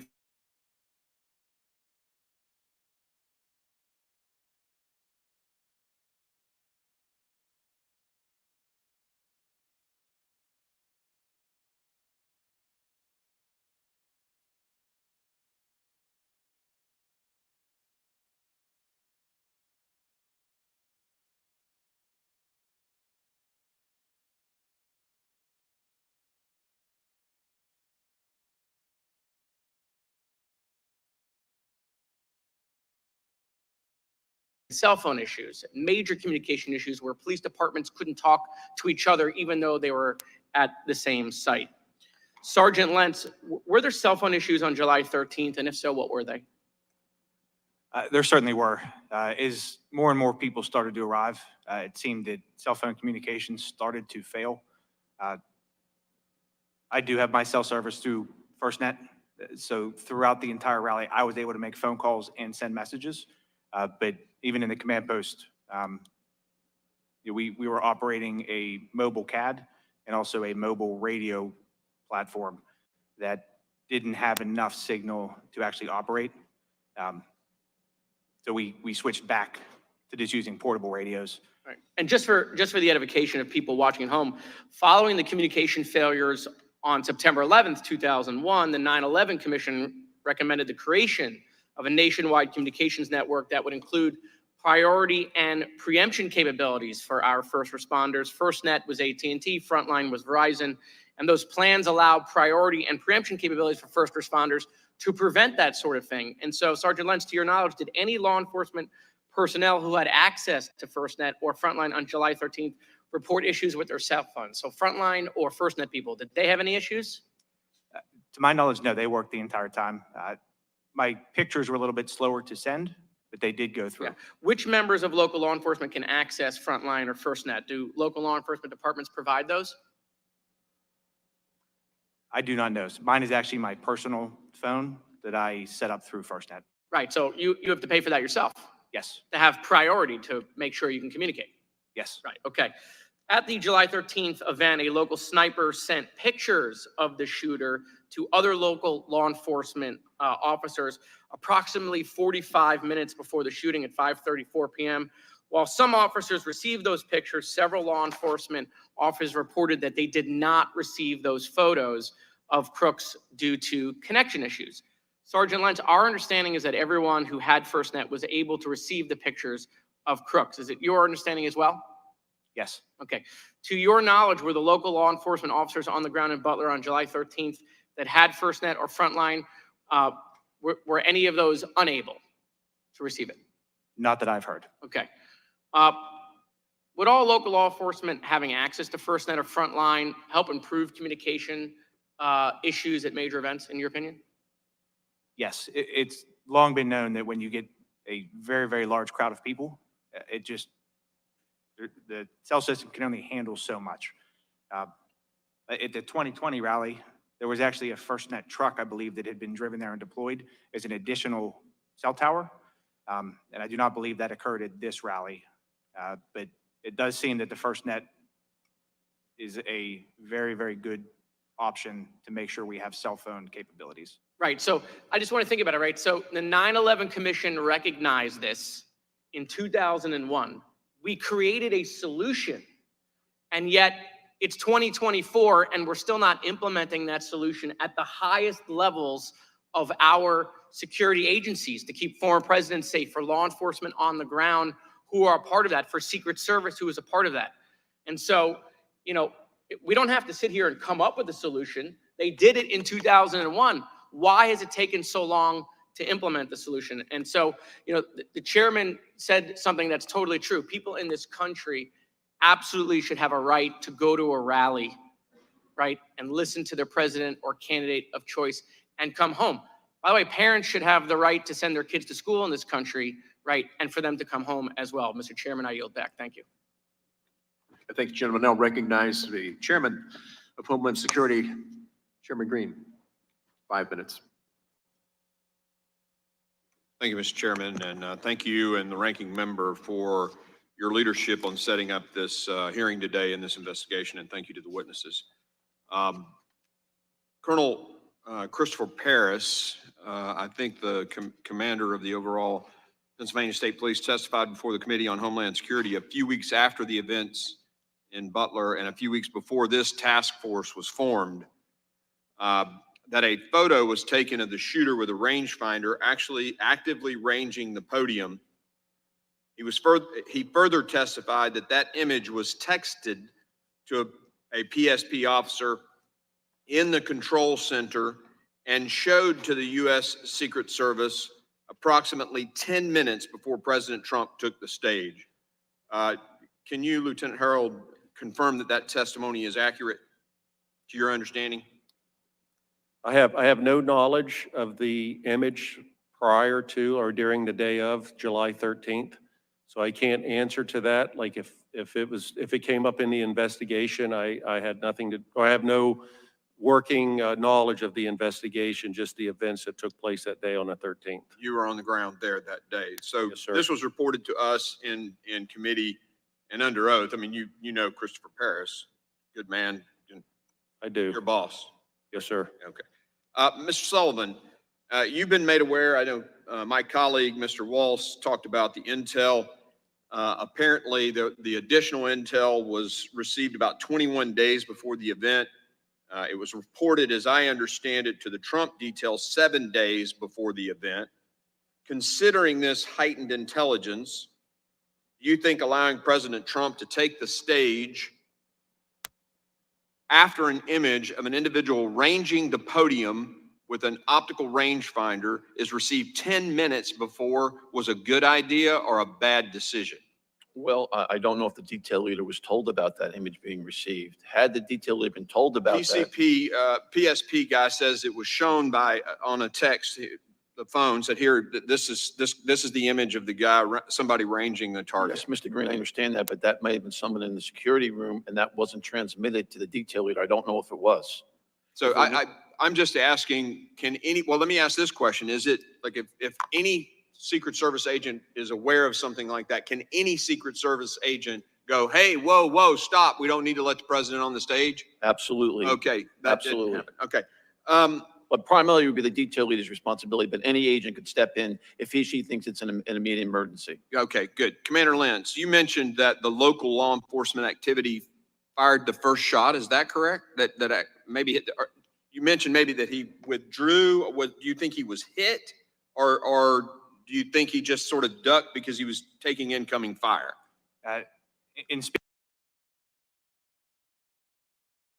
Fired that shot, he's very confident that his round was on target. And the way he described him, it wasn't a duck. Is the doctor still available and online? Yes, I am. Were there 2 bullet wounds in this individual or just one, the headshot? No, it was just the one. Okay. I just found it interesting that when we were briefed by the FBI, we didn't get told about that shot taken by the local guys. Lieutenant Harold, did Secret Service, the shooter apparently had the gun stored somewhere, as I understand it, on near the AGR building. Did the Secret Service use canine teams to clear the site prior to the event that day that you're aware of? Is that a question for me, sir? Lentz or you, sir, Commander Lentz, or? I'm not aware of any canines clearing the area of the AGR International property. We were told that canine units would clear the farm show ground. So to me, I'm thinking inside the fence line at, I believe, 1100 hours that day. Are you aware that happened? Either of you, that did occur? You I knew saw that my officers did report that there were dog teams in the same barn as that. Okay, very good.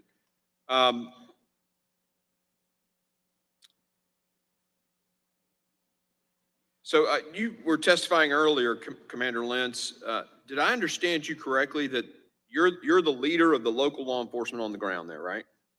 Just the tactical units. Okay, or the tactical units. The first time you talked to Secret Service that day was when you needed them and you called them?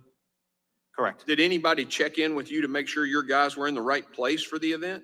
They did not check in with me, but They did not. Let me make sure I got this correct. The U.S. Secret Service is about to pull a security detail around a president at an event with a lot of people and a lot of risk, with a heightened risk from an international threat. And they didn't even check in with you to make sure your guys were in place and ready to go? Correct, not with me. And you're the leader of one of the tactical units covering this and had responsibilities on this site. Yes. I find that unbelievable. Let me ask this question to both you guys, Commander and Lieutenant.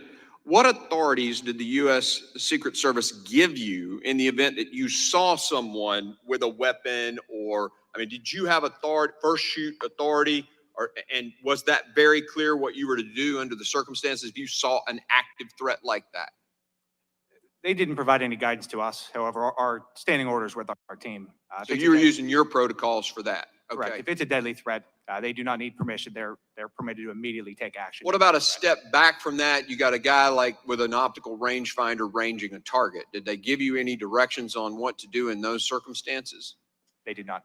How about you, Lieutenant Harrell? Yeah, I think the same thing with protocol. If we saw a threat, we would engage. When it comes to the rangefinder, I had no knowledge of that day of.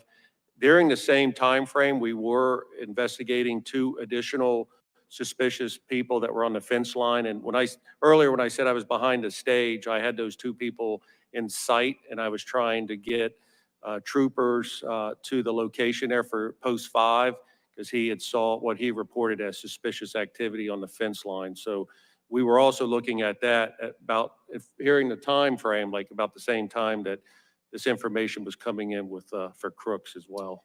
Well, I'll end right now just by saying thank you for the work that you do. We as veterans deeply appreciate the needle in the haystack that you guys have to live to find, and thank you for what you do. Really appreciate it.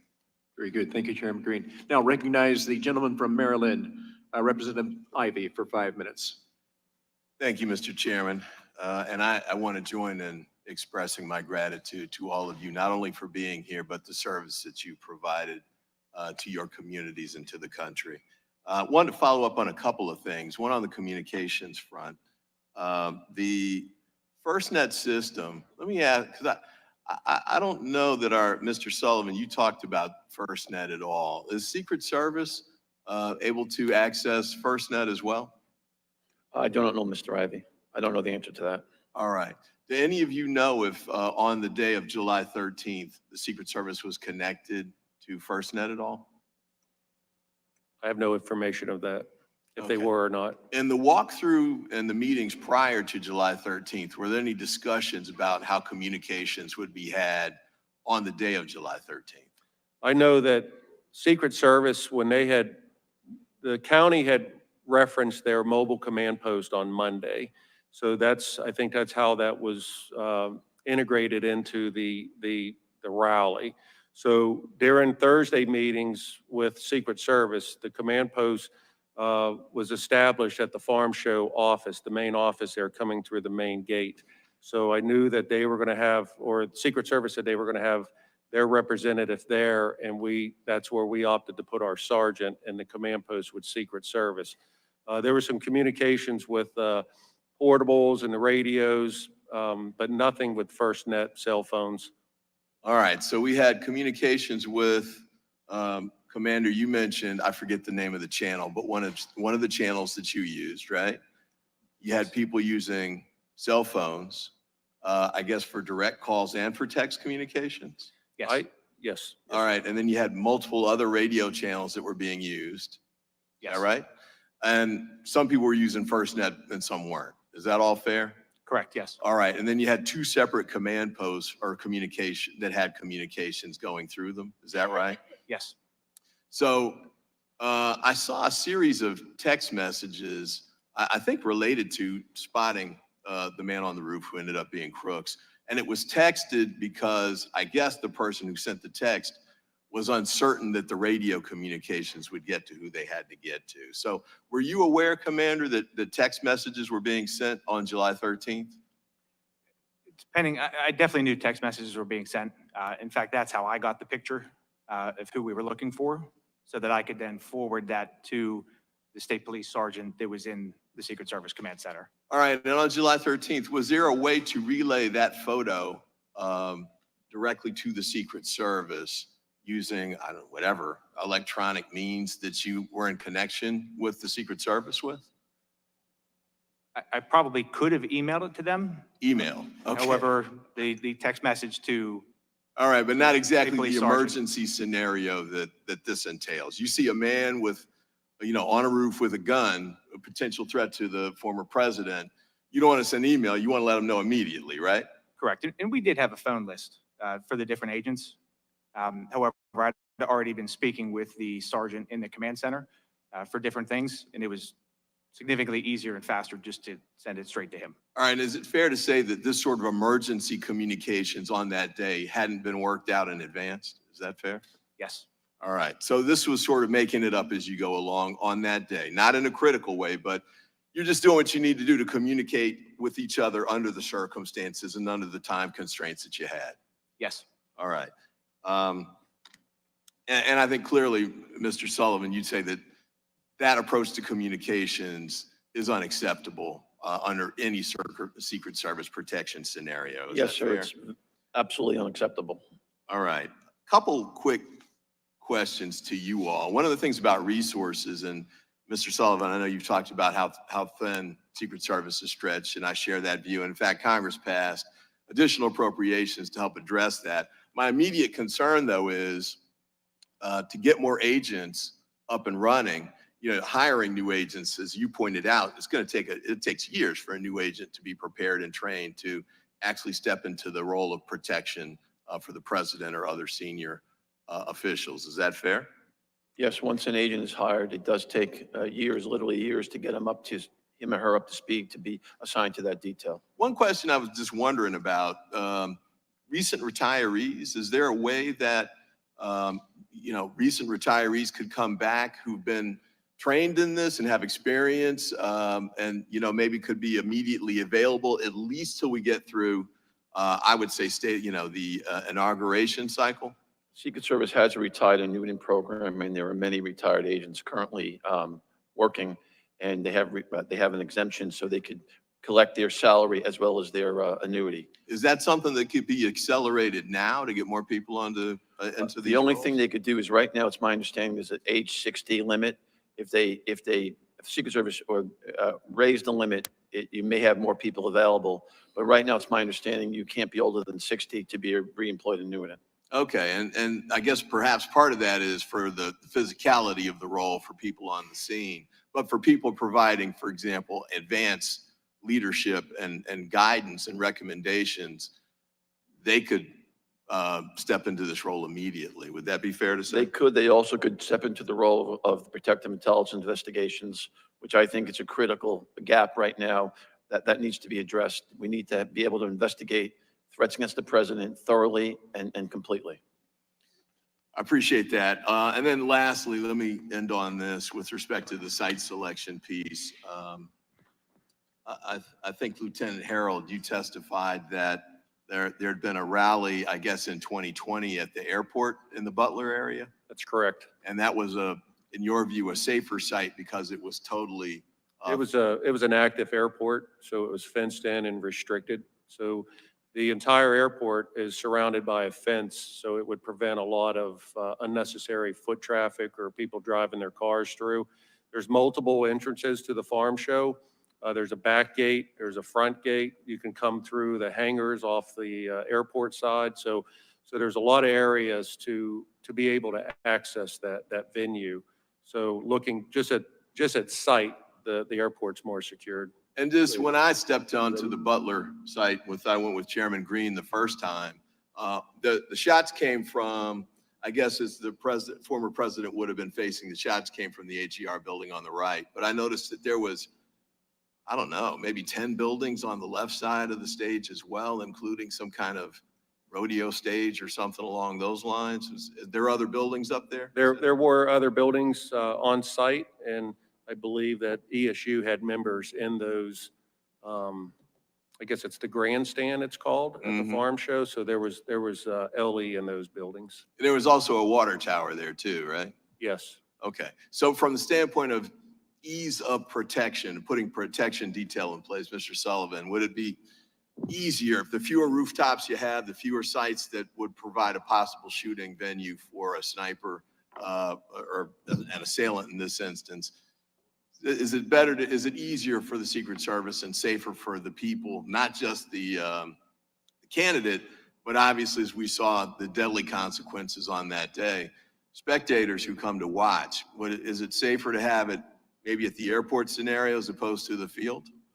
Well, Mr. Ivey, the safest place to have a rally is indoors where you don't have the long-range threat problem.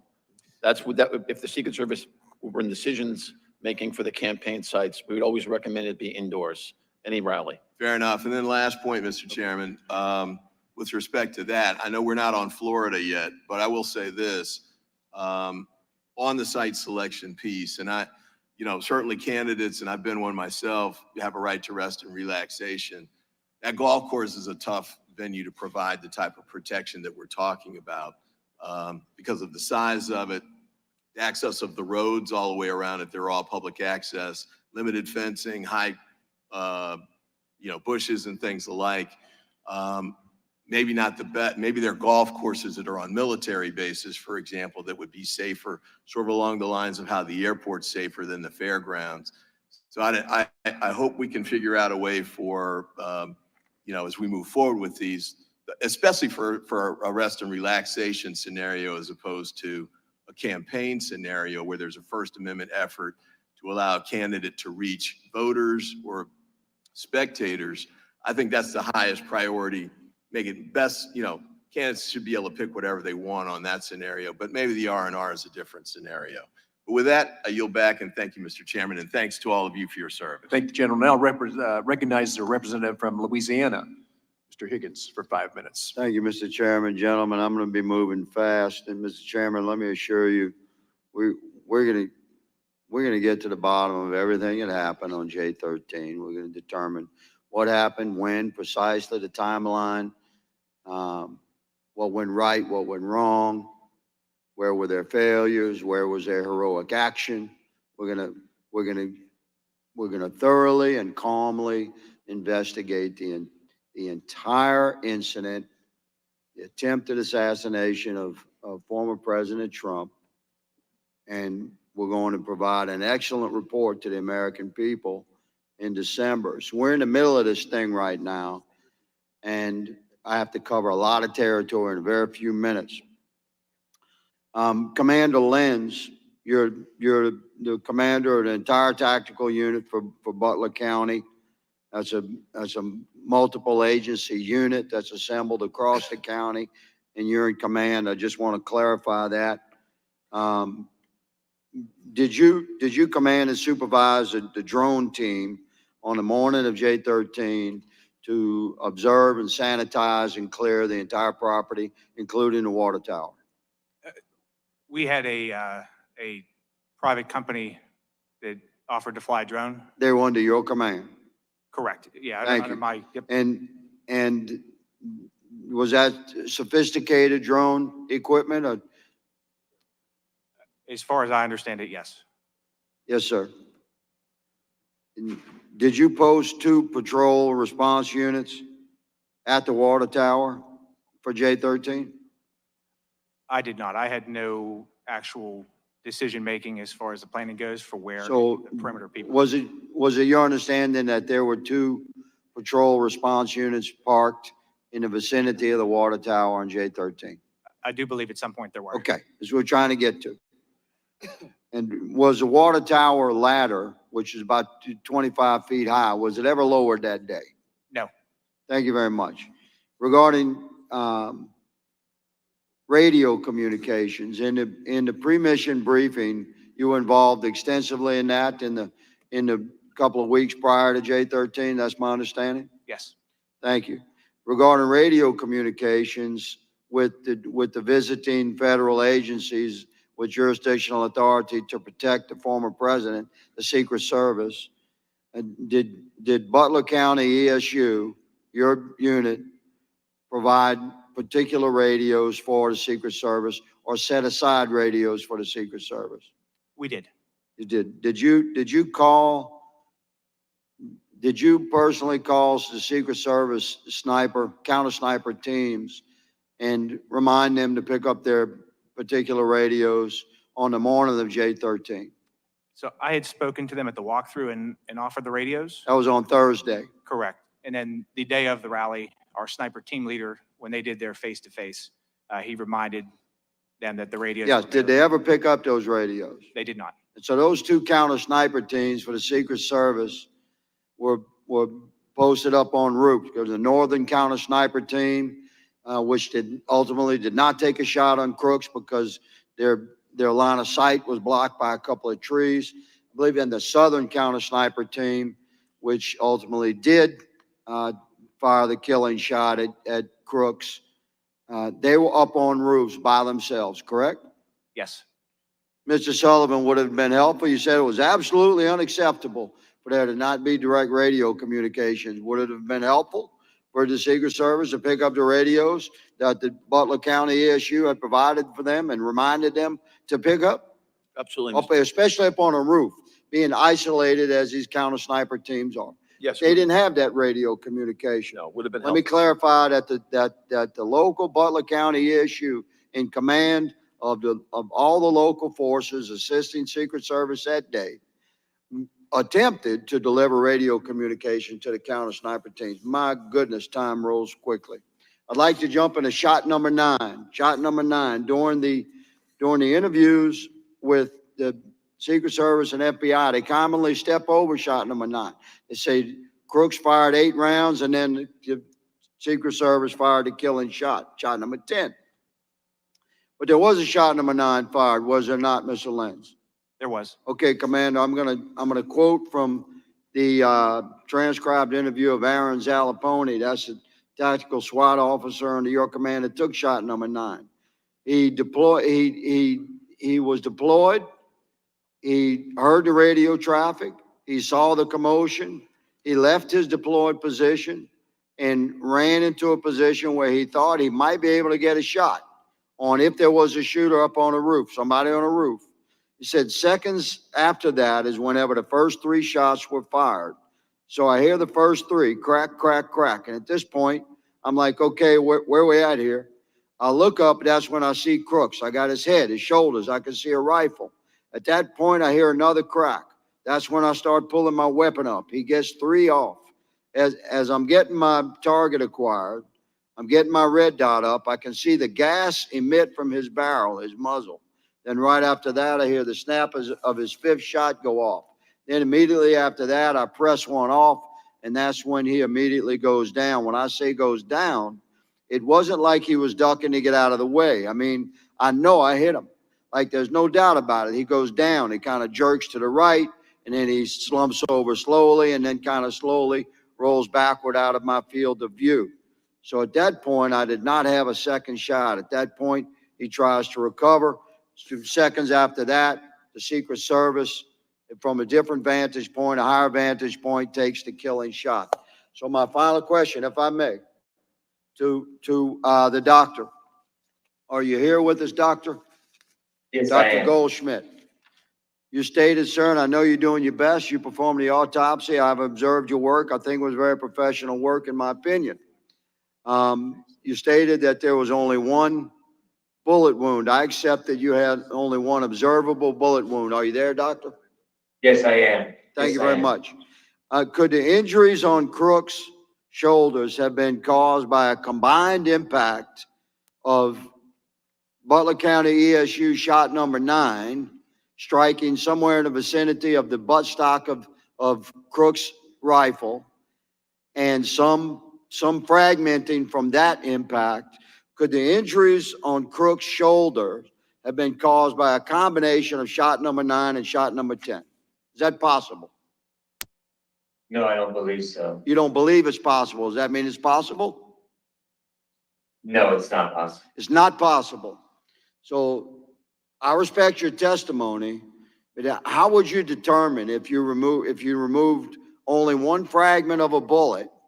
The FBI recovered no other bullets, that's our understanding, no other projectiles other than the partial projectile that you recovered from his shoulder.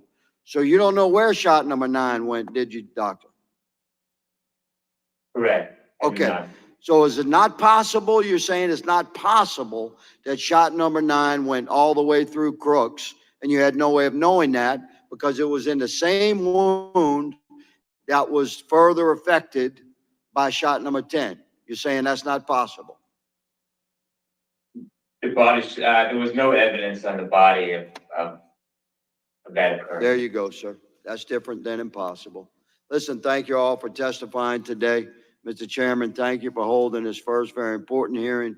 We shall do more and we shall complete our work professionally. Thank you, sir. I yield. Yes, sir. Thank you. And you were correct. We will continue. Now recognize Ranking Member Crowe for his comments. Thank you, Mr. Chairman, for important hearing. I just wanted to take a moment to thank all of the witnesses here today. Your testimony was clear, was concise, was candid, and was very helpful for us in our first phase of the investigation to understand what happened, what didn't happen, what should have happened. You all didn't ask for this, and I know none of you wanted to be in this position, but you have handled yourselves professionally, and for that, we thank you. I know you are serving your community, our country. We are proud of that service. We thank you for that service, and this task force will continue with this job of giving answers to the American people that they deserve, and also making sure that this incident, an incident like this, never happens again. So thank you very much, Chairman. Thank you, sir. Look, I want to thank you all for being here. I live with you. We live in the same place. We experienced the same thing that Saturday. I know how deeply wounded you were after that event, because the first time anybody pointed fingers at anybody, it was at local law enforcement. They didn't do their job. You being here today is a validation of what you did that day, your commitment to that day, and going over and above what you normally would have done. I know a lot of you there were there in 2020 when we did the rally at the Butler Airport. I get that. That time they said there was maybe 50,000 people there. That went off very smoothly, no problem. July 13th was a problem, a huge problem. You guys did everything you were asked to do that day. You stayed your course. You did everything. And I want to thank you for coming here today, that the public can hear what happened that day, and you can answer questions that were very relevant to that. Thank you so much for your commitment. Appreciate it all. Thank you all. Now, without objection, members have 5 days to submit additional materials and written questions for the witnesses to the chair, which will be forwarded to the witnesses. Ask the witnesses to please respond promptly. Now, we'll now pause to allow the witnesses for our second panel to come forward. Thank you. We're going to take about a 10-minute break.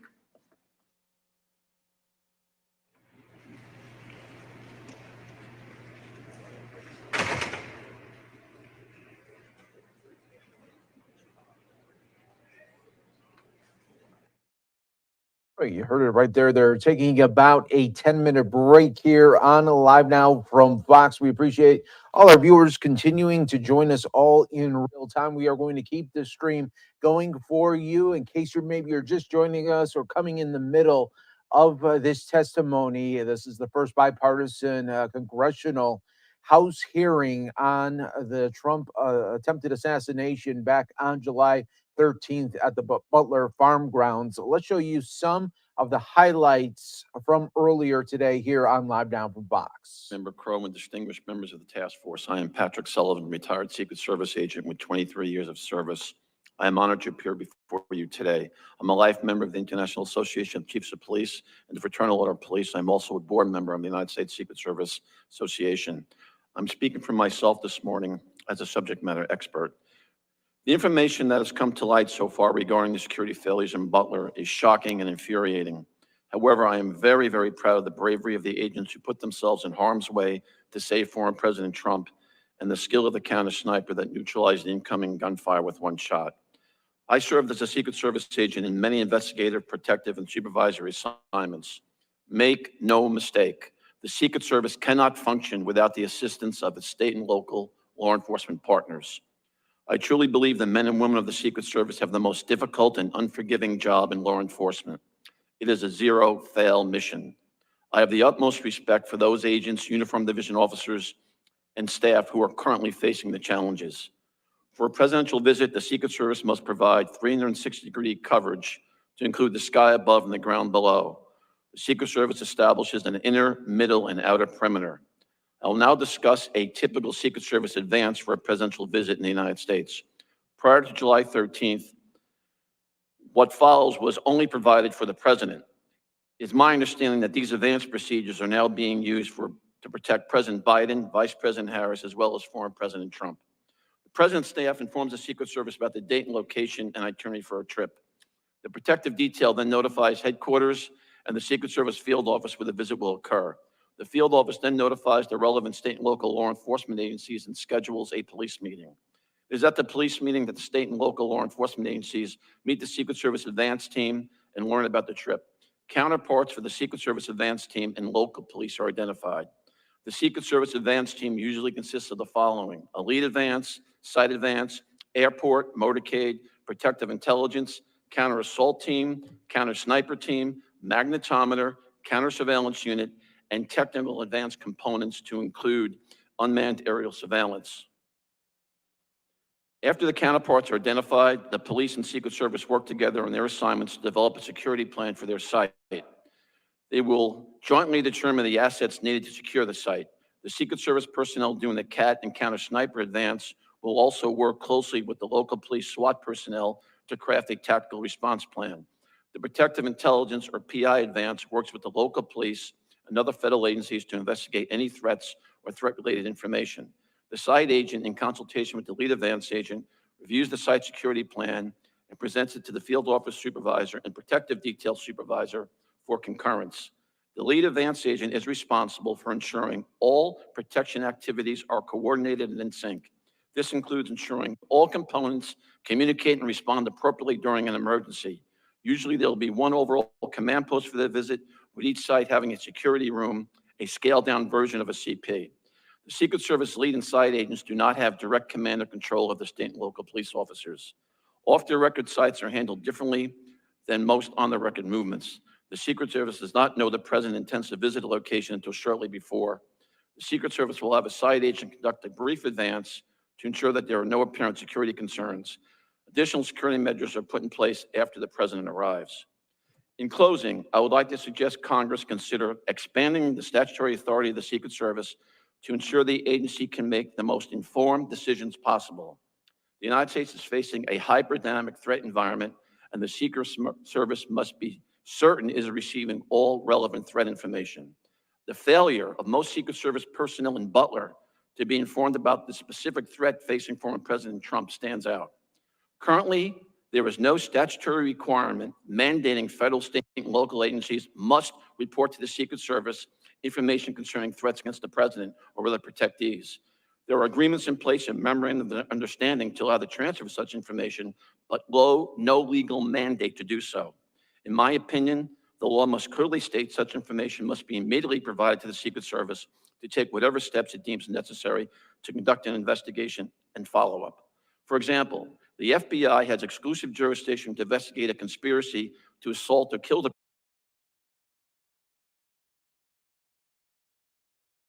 takes place. Since the Secret Service is responsible for protecting the president, it should be part of all such threat investigations so it can take appropriate steps to prevent an assassination. And finally, the FBI has authority under current law to seek the assistance of any federal, state, or local agency, including the military, to help investigate an assassination or assassination attempt after the fact. I believe the Secret Service should have similar authority to call for such assistance to prevent an assassination or assassination attempt. That concludes my statement. Thank you very much. Thank you, Mr. Sullivan. I now recognize Dr. Goldsmith for his 5-minute opening remarks. Now, the witness is going to be testifying over the phone, right? Okay. Dr. Goldsmith, please. Good morning, Chairman Kelly, Ranking Member Crow, and distinguished members of the task force. My name is Dr. Ariel Goldschmidt. I'm the Chief Medical Examiner for Allegheny County, Pennsylvania. On July 13, 2024, after the attempted assassination of former President Trump, I, through my staff, reached out to the Butler County coroner, Bill Young, to offer our assistance if needed. Later that night, our assistance was accepted by Butler County, and arrangements were made to transport the bodies of Thomas Matthew Crooks and victim Corey Dean Comparator to our office. Our office wasn't involved in the transportation of the decedents. However, once they were transported to our office, the required chain of custody work was processed. The following morning, July 14 at 9:15 a.m., I began Mr. Crooks' autopsy with the assistance of other technicians named in my report. Prior to the autopsy, the body was x-rayed. Major handprints were obtained by the FBI Major Incident Program Manager, Brian Johnson, and gunshot residue test samples were collected by autopsy technician Lauren Perrin. My involvement in the case was limited to the autopsy, in which I determined that Thomas Crooks died as a result of a high-velocity gunshot wound to the head with an entrance wound of the left upper lip. I had no reports from or involvement in the investigation into Mr. Crooks' motives or actions, crime scene evidence, or other outside evidence as part of my work. Items of evidentiary value collected during the autopsy were transferred to the custody of the FBI. Once I received the results of toxicology testing, which was performed by our laboratory, I completed a written autopsy report, which was signed August 5th and delivered to Butler County.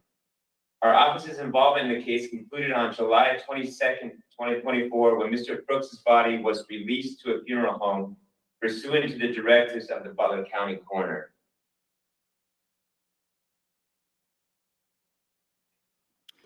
Thank you, Doctor. Now we're going to move to member questions under the 5-minute rule, and I'm going to recognize myself for 5 minutes of questions.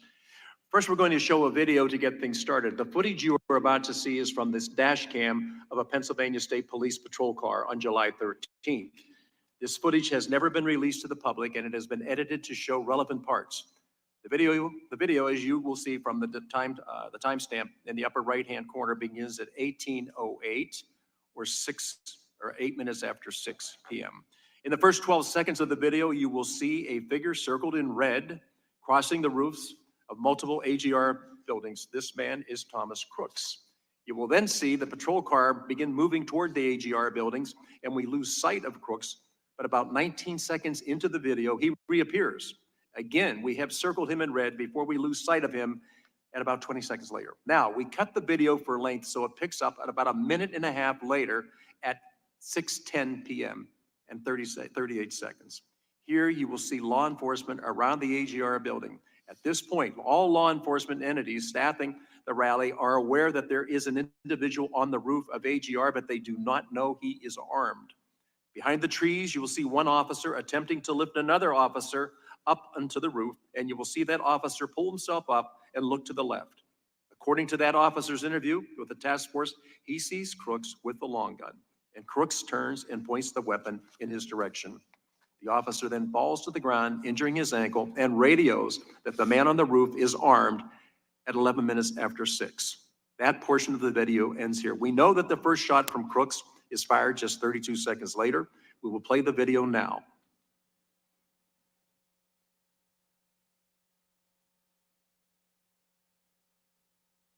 This will take about 51 seconds.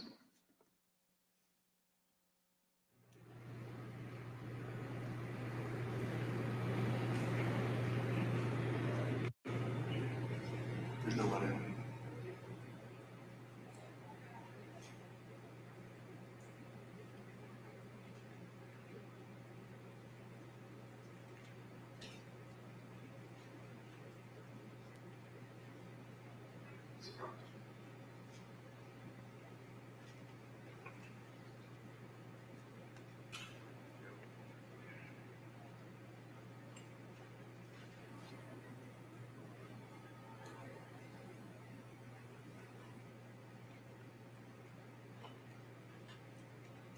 I realize it's hard to see some of this, but so Crooks, as he makes his way across the roof, this is, by the way, a Pennsylvania State Police cruiser, and it has the dash cam.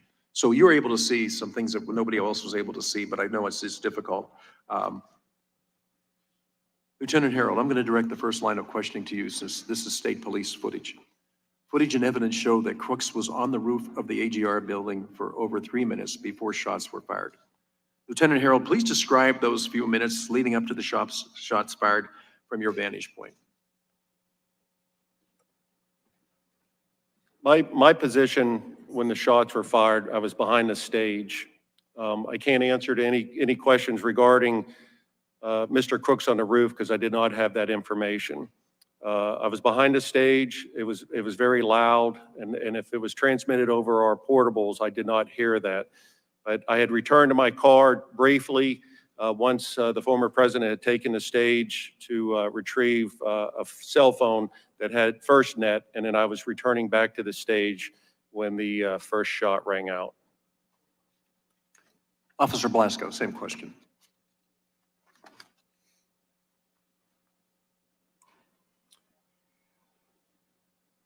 At that time, I was at Brady Paul, and I was working my way over to the AGR building to assist other Butler Township units with looking for Crooks. As I got to the water tower, I parked underneath the water tower and began to make my way to AGR. That's when the shots rang out. Thank you. Commander Lenz, you were reportedly the first person to call out shots fired over the radio. Were you aware that someone was on the roof or that he was armed prior to the shots being fired? Also, please describe those few minutes leading up to shots fired from your vantage point. For the first two questions, yes, I was aware through radio traffic that there was somebody on the roof and also that he was armed.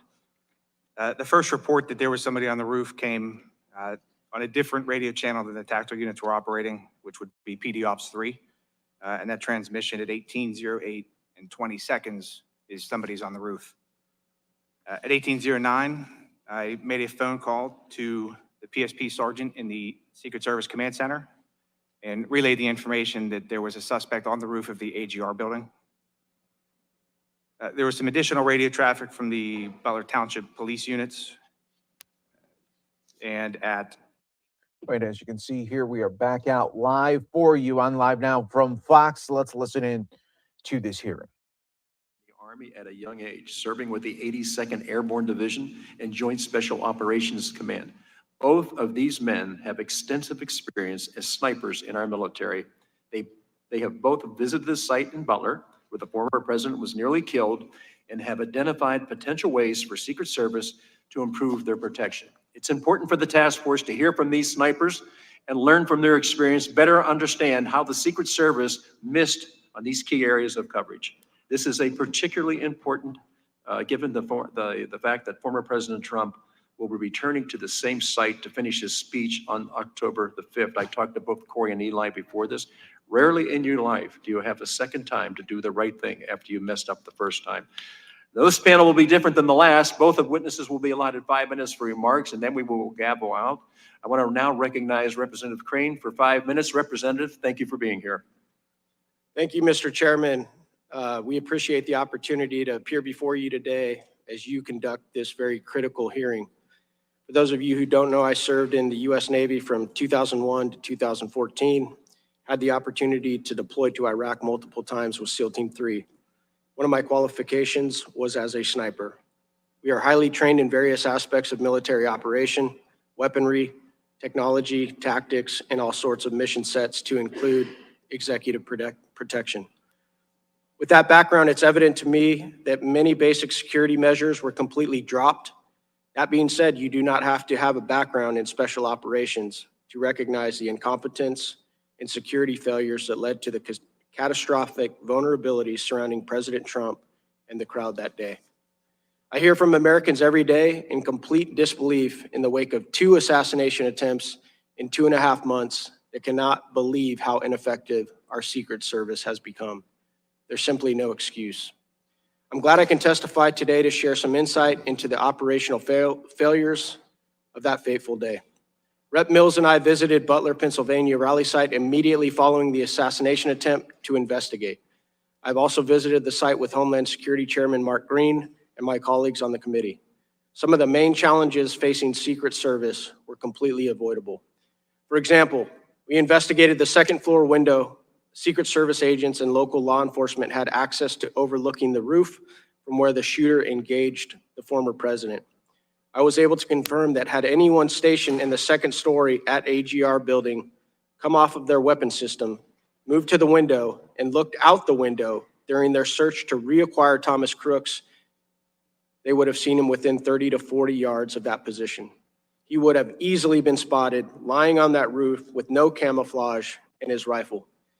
We were able to confirm that former Secret Service Director Cheadle was lying to Congress when she gave us the excuse that the roof was too slanted, too dangerous for Secret Service snipers to take up counter sniper positions.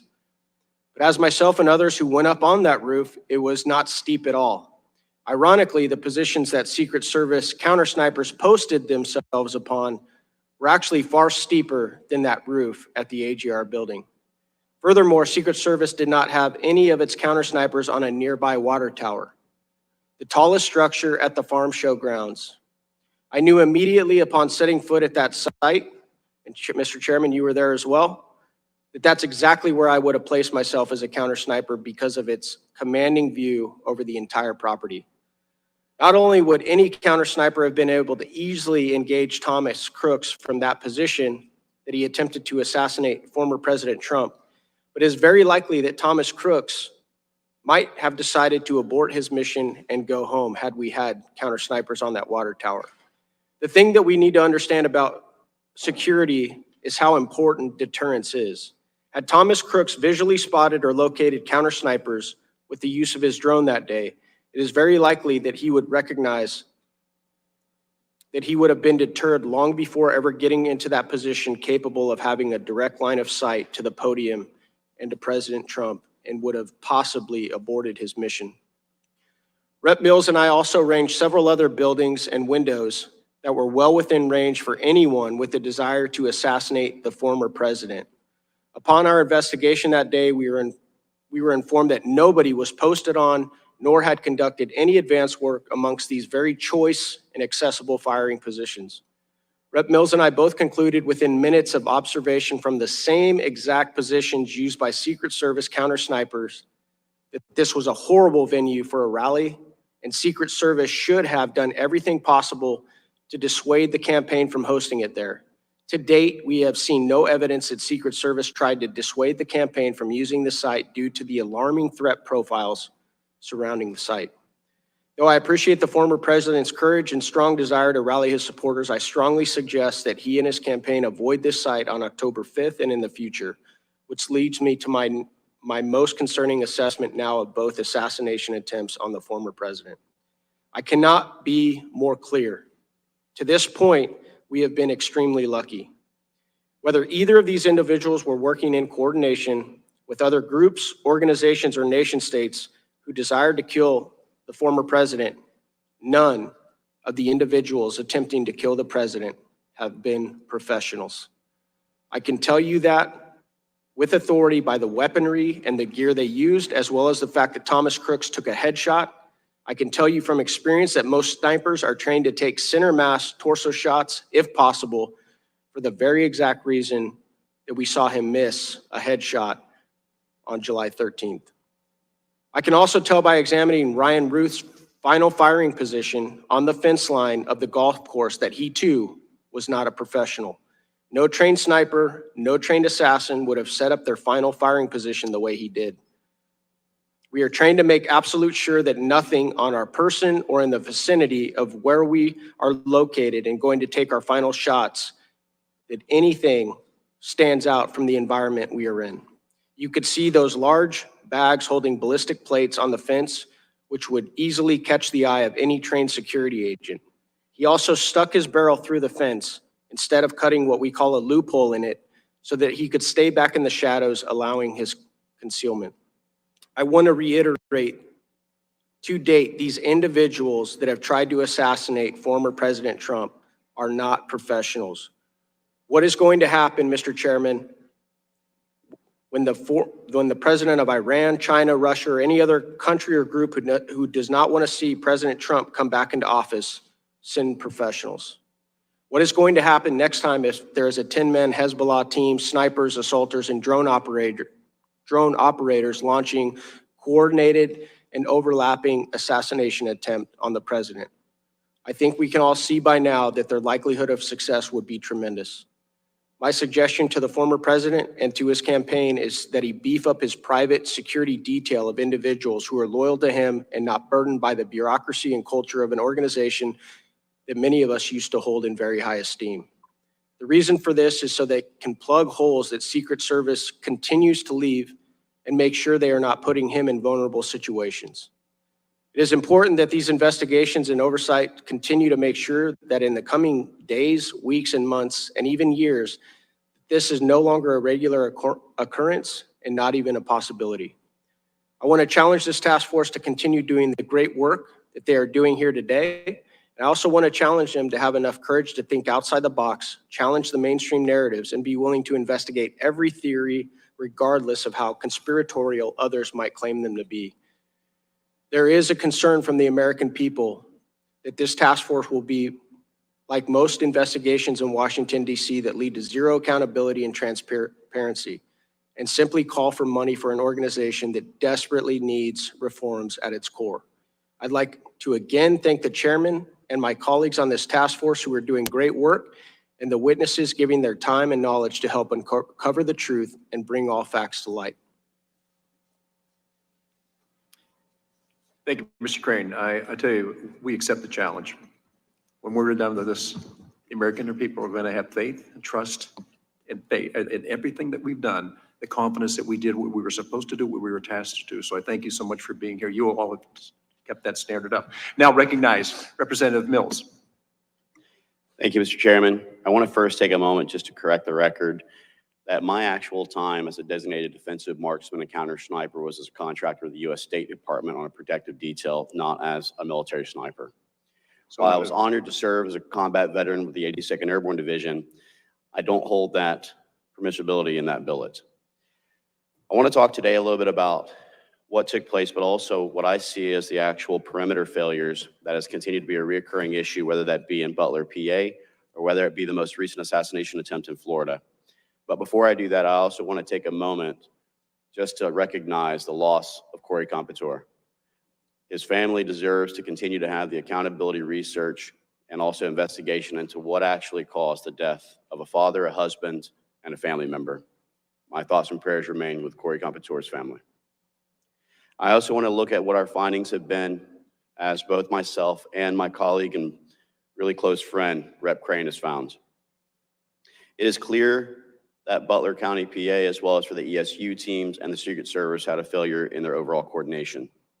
That the perimeter establishment and the actual ownership belongs to that of the Secret Service, as well as for the failures on that day of July 13th in Butler, PA. We realize, as it's been mentioned earlier, that there was a breakdown in not only the misuse of any compatible communication capabilities, but also a lack of a joint operations center that could have allowed for each of the individual units to be able to communicate in a more efficient fashion that would have led to a faster response element.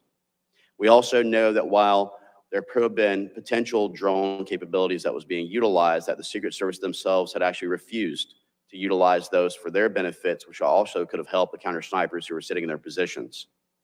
There was also a lack of coordination when it came to who was actually going to take over the position on the AGR building, where Butler understood the idea that it was the Secret Service who was responsible for the positioning, but yet the Secret Service failed to actually show up to the morning coordination meeting.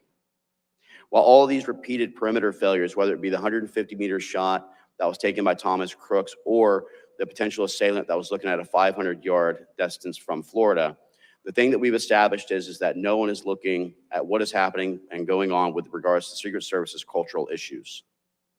This is not a budgetary issue.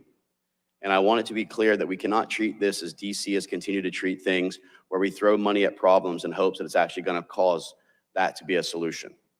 This breaks it down into three simple things.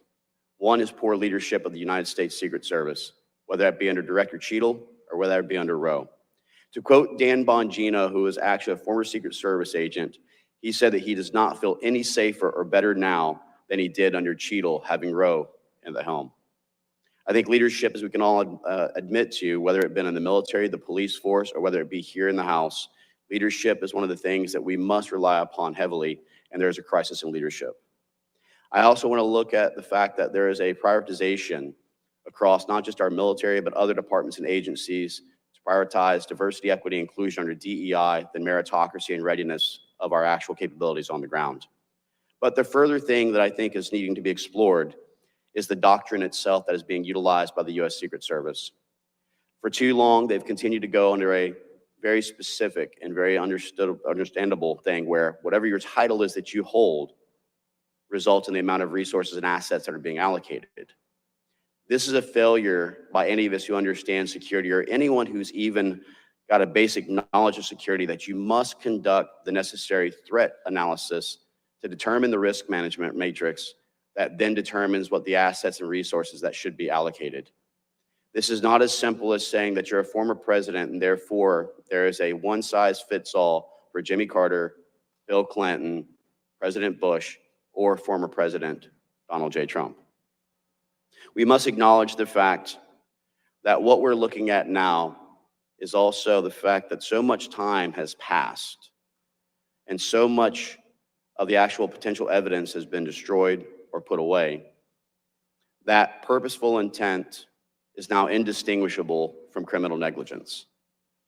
Having laid in the actual position where Thomas Crooks took the shot above and upon the AGR building, as well as having sat with Rep. Crane and ranged the position from the counter sniper teams where the alleged shot was taking place, this is something that should have been preventable and should have been known to the counter sniper teams. I want to also point out the fact that, as Rep. Crane discussed, I think that until the actual problem and the solution can be found for the Secret Service with the three key areas that I've talked about, that a private security detail who does not have any political agenda or affiliation to protect the president is what my recommendation would be, to ensure that the inner core is basically protected at all times, utilizing his available Secret Service assets and resources to be pushed out further to allow that perimeter failure to be completed. I want to thank the task force for giving me the opportunity to actually testify before you.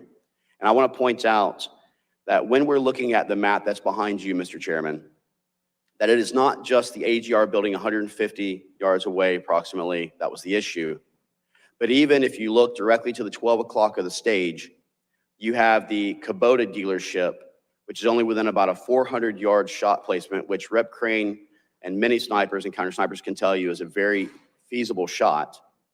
When speaking to the Kubota dealer, we noted the fact that not a single Secret Service or local law enforcement agent had ever talked to that dealership to ask them whether or not they could put any snipers on the rooftop or whether or not they could actually utilize that as an overwatch position.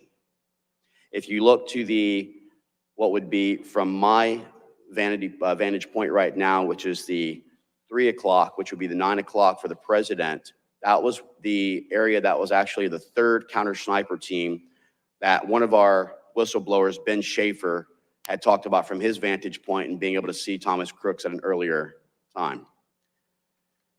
Mr. Chairman, I point these things out to the committee, and again, to echo my good friend Representative Crane, I challenge you to continue to go forward and to not be feared away from the idea of being labeled a conspiracist by looking into every possible outcome, being able to look at every possible provided video, listen to every single testimony of each individual whistleblower. But I also pledge my continued support for the task force, as does Rep. Crane, to provide information, intel, and any of our findings to help further this investigation. While it is an independent investigation, I want you to know that it is not exclusive of the efforts in which you are taking, and that we are here to work together to try and find a solution to improve our Secret Service and to guarantee the protection of not just President Donald J. Trump, but any of the actual nominees on either side of the aisle. Thank you so much for this opportunity. I want to thank you both. Now, we have put the picture of that whole area. One of the recurring questions was, what's the perimeter where it should be? Now, you two were both there. I know you were both up on the roof of AGR. I've been in constant conversation with the people who run the AGR. They didn't know on July 13th that their whole area was something that was going to be just overrun with people. So the question was, and to me, it's always the same thing. Every time there's a failure, you look at, it's the failure to prepare that causes the failure, ultimately. You two, with your expertise and having been there and both being on that roof, when I first walked on the, not when I first walked on the grounds, but whenever Eli and I walked on the grounds when Homeland was there, the first thing Eli said to me as we started to go across the open area is, who was in the water tower? What sniper was in the water tower? And I said, you know what? I have no idea that there was anybody in the water tower. As you've pointed out, and I've heard too many times, that the reason we didn't have people on the roof of the AGR, it was too hot that day. Well, it wasn't too hot for Thomas Crooks. The fact that we weren't there allowed him to be there. Now, as I said earlier when we opened the whole conversation, we are going to have a second chance to do the right thing and correct the failures of July 13th. The president has decided that he is going back to this site. And I think we know him well enough. He defies any type of logic when it comes to, sir, we're concerned about your safety. And his answer is always the same thing. I'm committed to serving the people of this country. Nobody puts themselves in that position that I've ever been around before. You all served that way, but to me, it's astounding that this gentleman is ready to go back to a place where he almost lost his life. I don't think my wife would allow me to do that. Apparently his family, and they've gone through a lot, are going forward with this. But I want you to, because of your expertise, because Eli was the first one to say that. Who was on the water tower? Where was the perimeter? Who tried to put that whole game together? And we found from our first panel today, there was very little coordination. They couldn't talk to each other. They didn't have the ability to communicate. So from the standpoint that you've all been in and looking at where we are, so everybody understands this as I look at this. This is the AGR building. The water tower is right here. The president was down here. So where should the perimeter have been? Because apparently they thought it was here. That's what was set up, because we had people in this area. We didn't have anybody back here, not from Secret Service. We did have private law enforcement. This whole area was under construction. There was no easy way in or easy way out of this site. On that day, everything that could go wrong apparently went wrong. Going forward, October 5th, where should the perimeter be? Mr. Chairman, I'll tell you that any counter sniper, or anyone from the military can tell you that the high ground and the highest vantage point is where you want to be. The thing that Eli and I had talked about, Representative Crane, when we looked at the water tower, we actually walked over and tried to view whether or not it was even accessible to begin with. But what I had also noticed is that right behind the water tower was a very well manicured cut path that goes through the woods all the way down to the intersection that intersects between where the entrance to the fairground was and the AGR building's main street. Very permissible, without any magnetometers or any of the actual capabilities of security that would have actually allowed someone to go in there, basically unfettered. In my personal opinion, when you establish the perimeter, you look at what actual risks exist. The Kubota dealership is obviously somewhere that I would have actually had someone stationed to ensure they couldn't access the building. The AGR building would have been a vantage point that I would certainly have looked at 150 yards. Also, to the 9 o'clock of the stage, there was a tremendous amount of multiple buildings and structures who also had a vantage point, direct line of sight to the stage itself. But you would have essentially have looked at what are the actual capabilities of a professional shooter.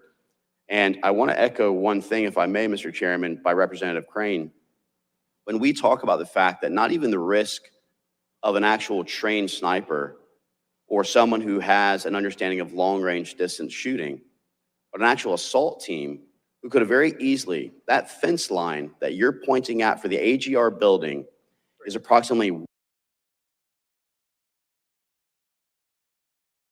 stage with no blockage in either the visual or any additional security with an actual screening or anything like that. So you could have had a guy walk up, or a team of individuals with a bag with an assault rifle or other capabilities, who could have easily come to that line. And Eli and I have discussed this with also Eric Prince. They could have basically done a 5-man, 7-man, 10-man line right there to have opened fire with assault weapons and created a kill box right there on top of that stage. And you're talking 100 yards. That's what most people utilize as their original dope, which is their original 0 for their rifles. So very capable for almost any rifle. And you actually have some special operations teams who do very well with a pistol at even 100. So the fact is that all of the AGR building should have been secured.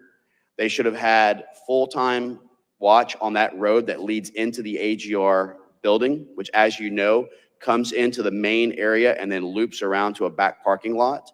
I would have had a law enforcement officer, a Secret Service agent, checking every single person who was parking there to ensure that they were an employee of AGR and not like the white van or others who are able to be permitted into there with complete access, not knowing what was capable. But also, let's note one thing that we haven't mentioned here, which is these sophisticated explosive devices that was also found.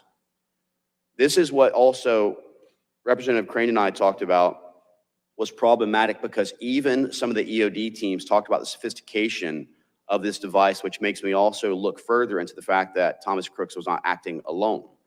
And a multi-channel detonator or transmitter is a pretty sophisticated thing that you don't just go ahead and find online.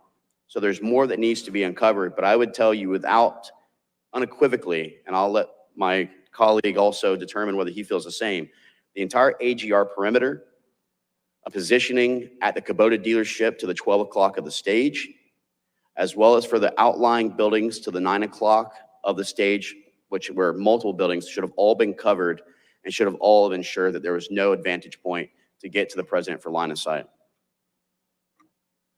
Mr. Crane, any additional?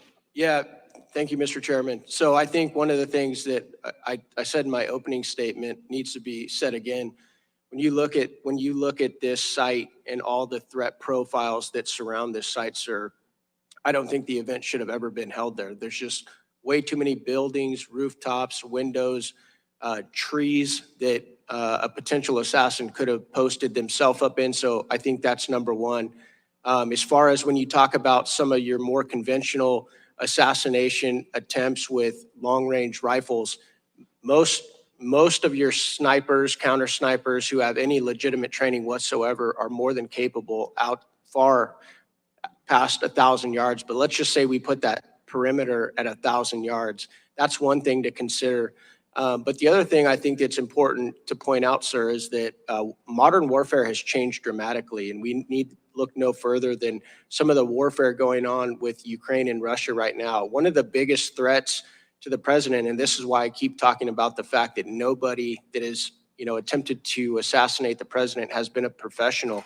But with drone warfare, sir, attacks could be launched at any president, any candidate from miles away. And if we can't stop a 20-year-old kid with no military experience who gets within 150 yards of the president with an AR-15 and then gets off several shots at the president, I have very little faith that we'd be able to stop a coordinated drone attack along with assault teams and snipers. And so that's one of the things that, I want to continue to harp on. One of the things Dan Bongino told us, Mr. Chairman, is that the Secret Service, while he was there, was allergic to innovation. They were allergic to, any attempt to keep, their security systems appropriate and relative to the threats that modern warfare present. Dan Bongino even said that it took them decades, sir, to even start using slings on their primary weapons. Anybody who's ever, been in law enforcement on a SWAT team or in the military that has a primary and a secondary weapon knows that if you don't have a sling, sir, and you have to transition to your secondary weapon, what are you going to do with that gun? You're just going to throw it on the ground or give it to somebody? What if you have to climb a ladder? What if you have to do prisoner handling? And so if it took the Secret Service decades to even implement such basic, gear transformations, it's very concerning that they're going to be able to handle some of these modern threats that are now very likely as modern warfare has adapted. No, thank you. I'm aware of this whole area for trying to figure out where I am in life. About 60-some years, I know this area. As you just pointed out, and we've talked about before, one of my main concerns when I found out this was going to be the place, I said, this is going to be almost impossible for safety and security. At this moment, though, I want to turn around and have Ms. Laura Lee, why don't you take 5 minutes to ask our panel the questions you want to ask? Well, I just want to thank you both so much for being here. Your unique backgrounds and your insight about this subject matter is very valuable to us, and I appreciate you taking the time to participate in our hearing. I know you both have had an opportunity to cover in your statements some of the key things that you think are important for both the public and the committee to understand about the incident in Butler. Are there other things in particular areas of inquiry that you want to see this committee utilizing going forward, particular witnesses you think that we should have? Any thoughts you have about what and whom we should be bringing in to testify? Yeah, I think one of the things that I've seen online, and let me be clear when I say this, guys, so much of any investigation, I think, needs to be open-minded and willing to look at anything and everything that, even if it might be outside the official narrative. Even if you talk to somebody and find out that the evidence that they're presenting, might not hold water, might lack credibility, I think that's extremely important.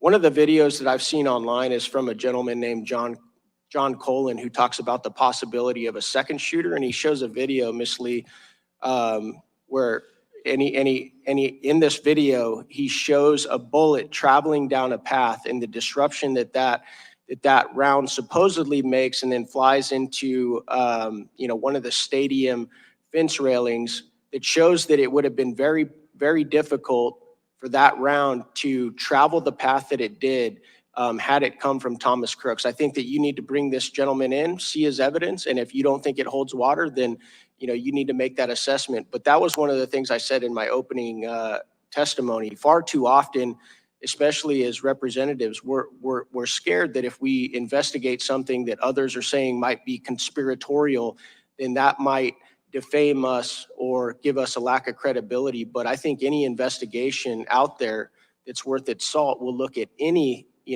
theory and then try and disprove, debunk it, or see if it holds water and run with it. So John Colin is somebody I think you guys should bring in here and look at the video evidence that he has of a bullet traveling, in a trajectory, in a path that would not have been able to come from Thomas Crooks.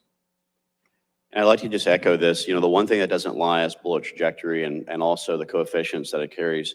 And I think that Eli and I had talked about this prior to the hearing, but also multiple times about John Cullen's video that does show, if you look at people who were injured and the actual line of sight and where it was to the stage, just kind of what the possibilities were and how many shots were truly taken. The other thing that I would like us to continue to look at within this committee is that what are the overall, while we can try and talk about threat analysis, what are the things, and as Representative Crane had pointed out, even drone capabilities, knowing how sophisticated things have gotten, what are we missing with regards to risk management and mitigation strategies that exist now that didn't exist 20, 30 years ago, where they've not updated their training platform and portfolio to incorporate? What type of counter drone capabilities do we have? What do we have as far as an understanding of what types of things we can enact immediately to try and get an improvement upon perimeter security layouts? And also even our communication capabilities.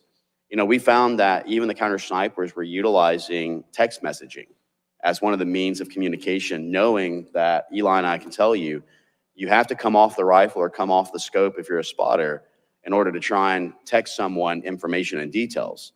When they tried to say that we may not have had any type of good Wi-Fi or comms or internet, the Starlink system that we utilize in Ukraine and other areas has been proven to be something that can only be set up immediately, but could be utilized and incorporated into the team's overall equipments. So I think that, as Eli Crane talked about, as Dan Bongino's talked about, a lack of willingness of the Secret Service to evolve to the incoming threats, a lack of willingness to have new equipment that is the most modern, updated, and efficient, I think is going to lead to further attacks. But we also have to start looking at the adversarial challenges when it comes to Iran, who, as you know, the Ayatollah himself recently just posted a video that was alluding to the fact that they want to try another assassination, saying that revenge is imminent, even showing the Mar-a-Lago estates and the president playing golf. We need to take these threats very seriously, especially when we look at things like Mershan, who's the 46-year-old Pakistani who flew to Iran for a series of days, then to Houston, Texas, was stopped in Houston, Texas, and questioned by the FBI. And again, this is something I would ask the committee, and I know the FBI has been stonewalling and preventing information, but potentially subpoena and possible contempt.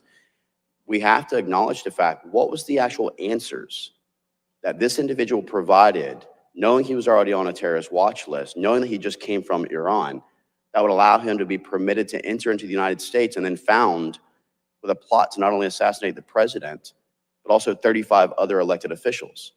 I think that this is really getting to the crux of the fact that we don't have the security, and there's a false sense of security that's been developed at this point.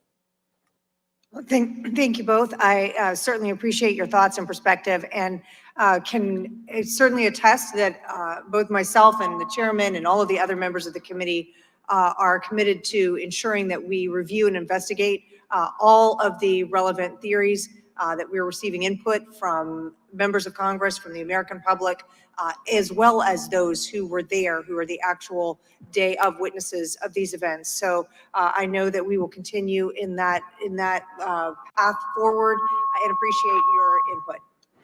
Thank you, Gentlelady. Mr. Hughes.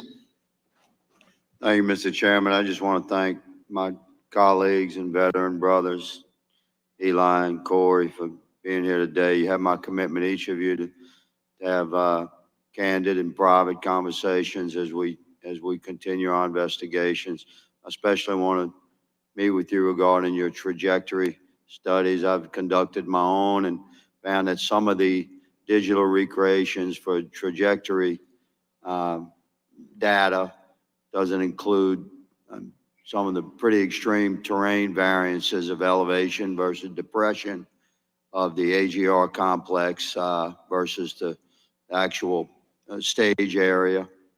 So I'm looking forward to working with you both on that. Let's try to come to a conclusion that we can say, okay, this is what the complete truth is, because we must investigate every potential theory. I don't consider anything to be a conspiracy theory. There are theories of what happened that day, and they all deserve complete, calm, thorough investigation. So you each have my commitment to work with you on that. And I know that this task force is committed to determining ultimately the same thing you gentlemen are, which is a complete and full reveal of truth to the American people.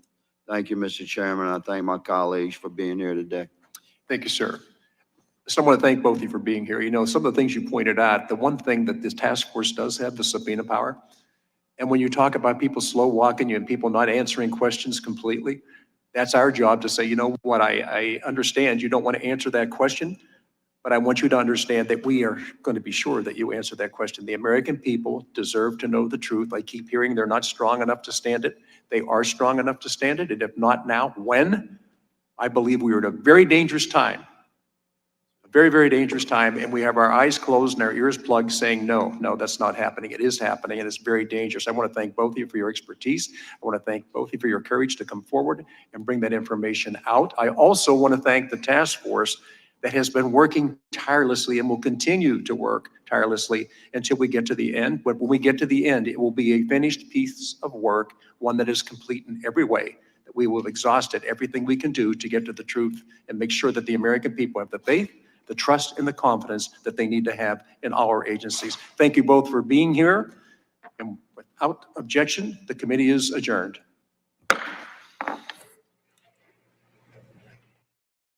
And thanks so much again for joining us here on Live Now from Fox. That in-demand hearing going about a little over 3 hours, and we brought it to you uninterrupted on this YouTube stream. And I'll see you a little bit later on our main Live Now from Fox feeds on smart TVs, as well as the main YouTube page there right now, where we will bring you to, if you so choose, right after we end this stream here, to bring you some of the coverage also from Florida of Hurricane Helene continuing to strengthen and gain closer to the west coast there of Florida. So we'll be keeping an eye on that and so much more right here for you on Live Now from Fox. But thanks for joining us for this special coverage on YouTube of the first congressional bipartisan hearing on the July 13th attempted assassination of Donald Trump.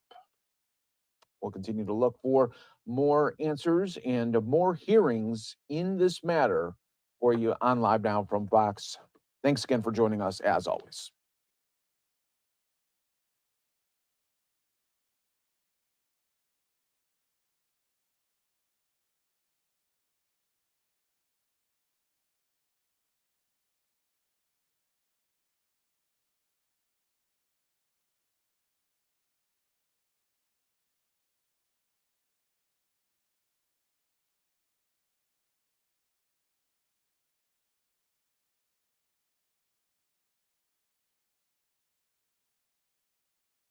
Tomorrow, you know, it seems like it's as it happens.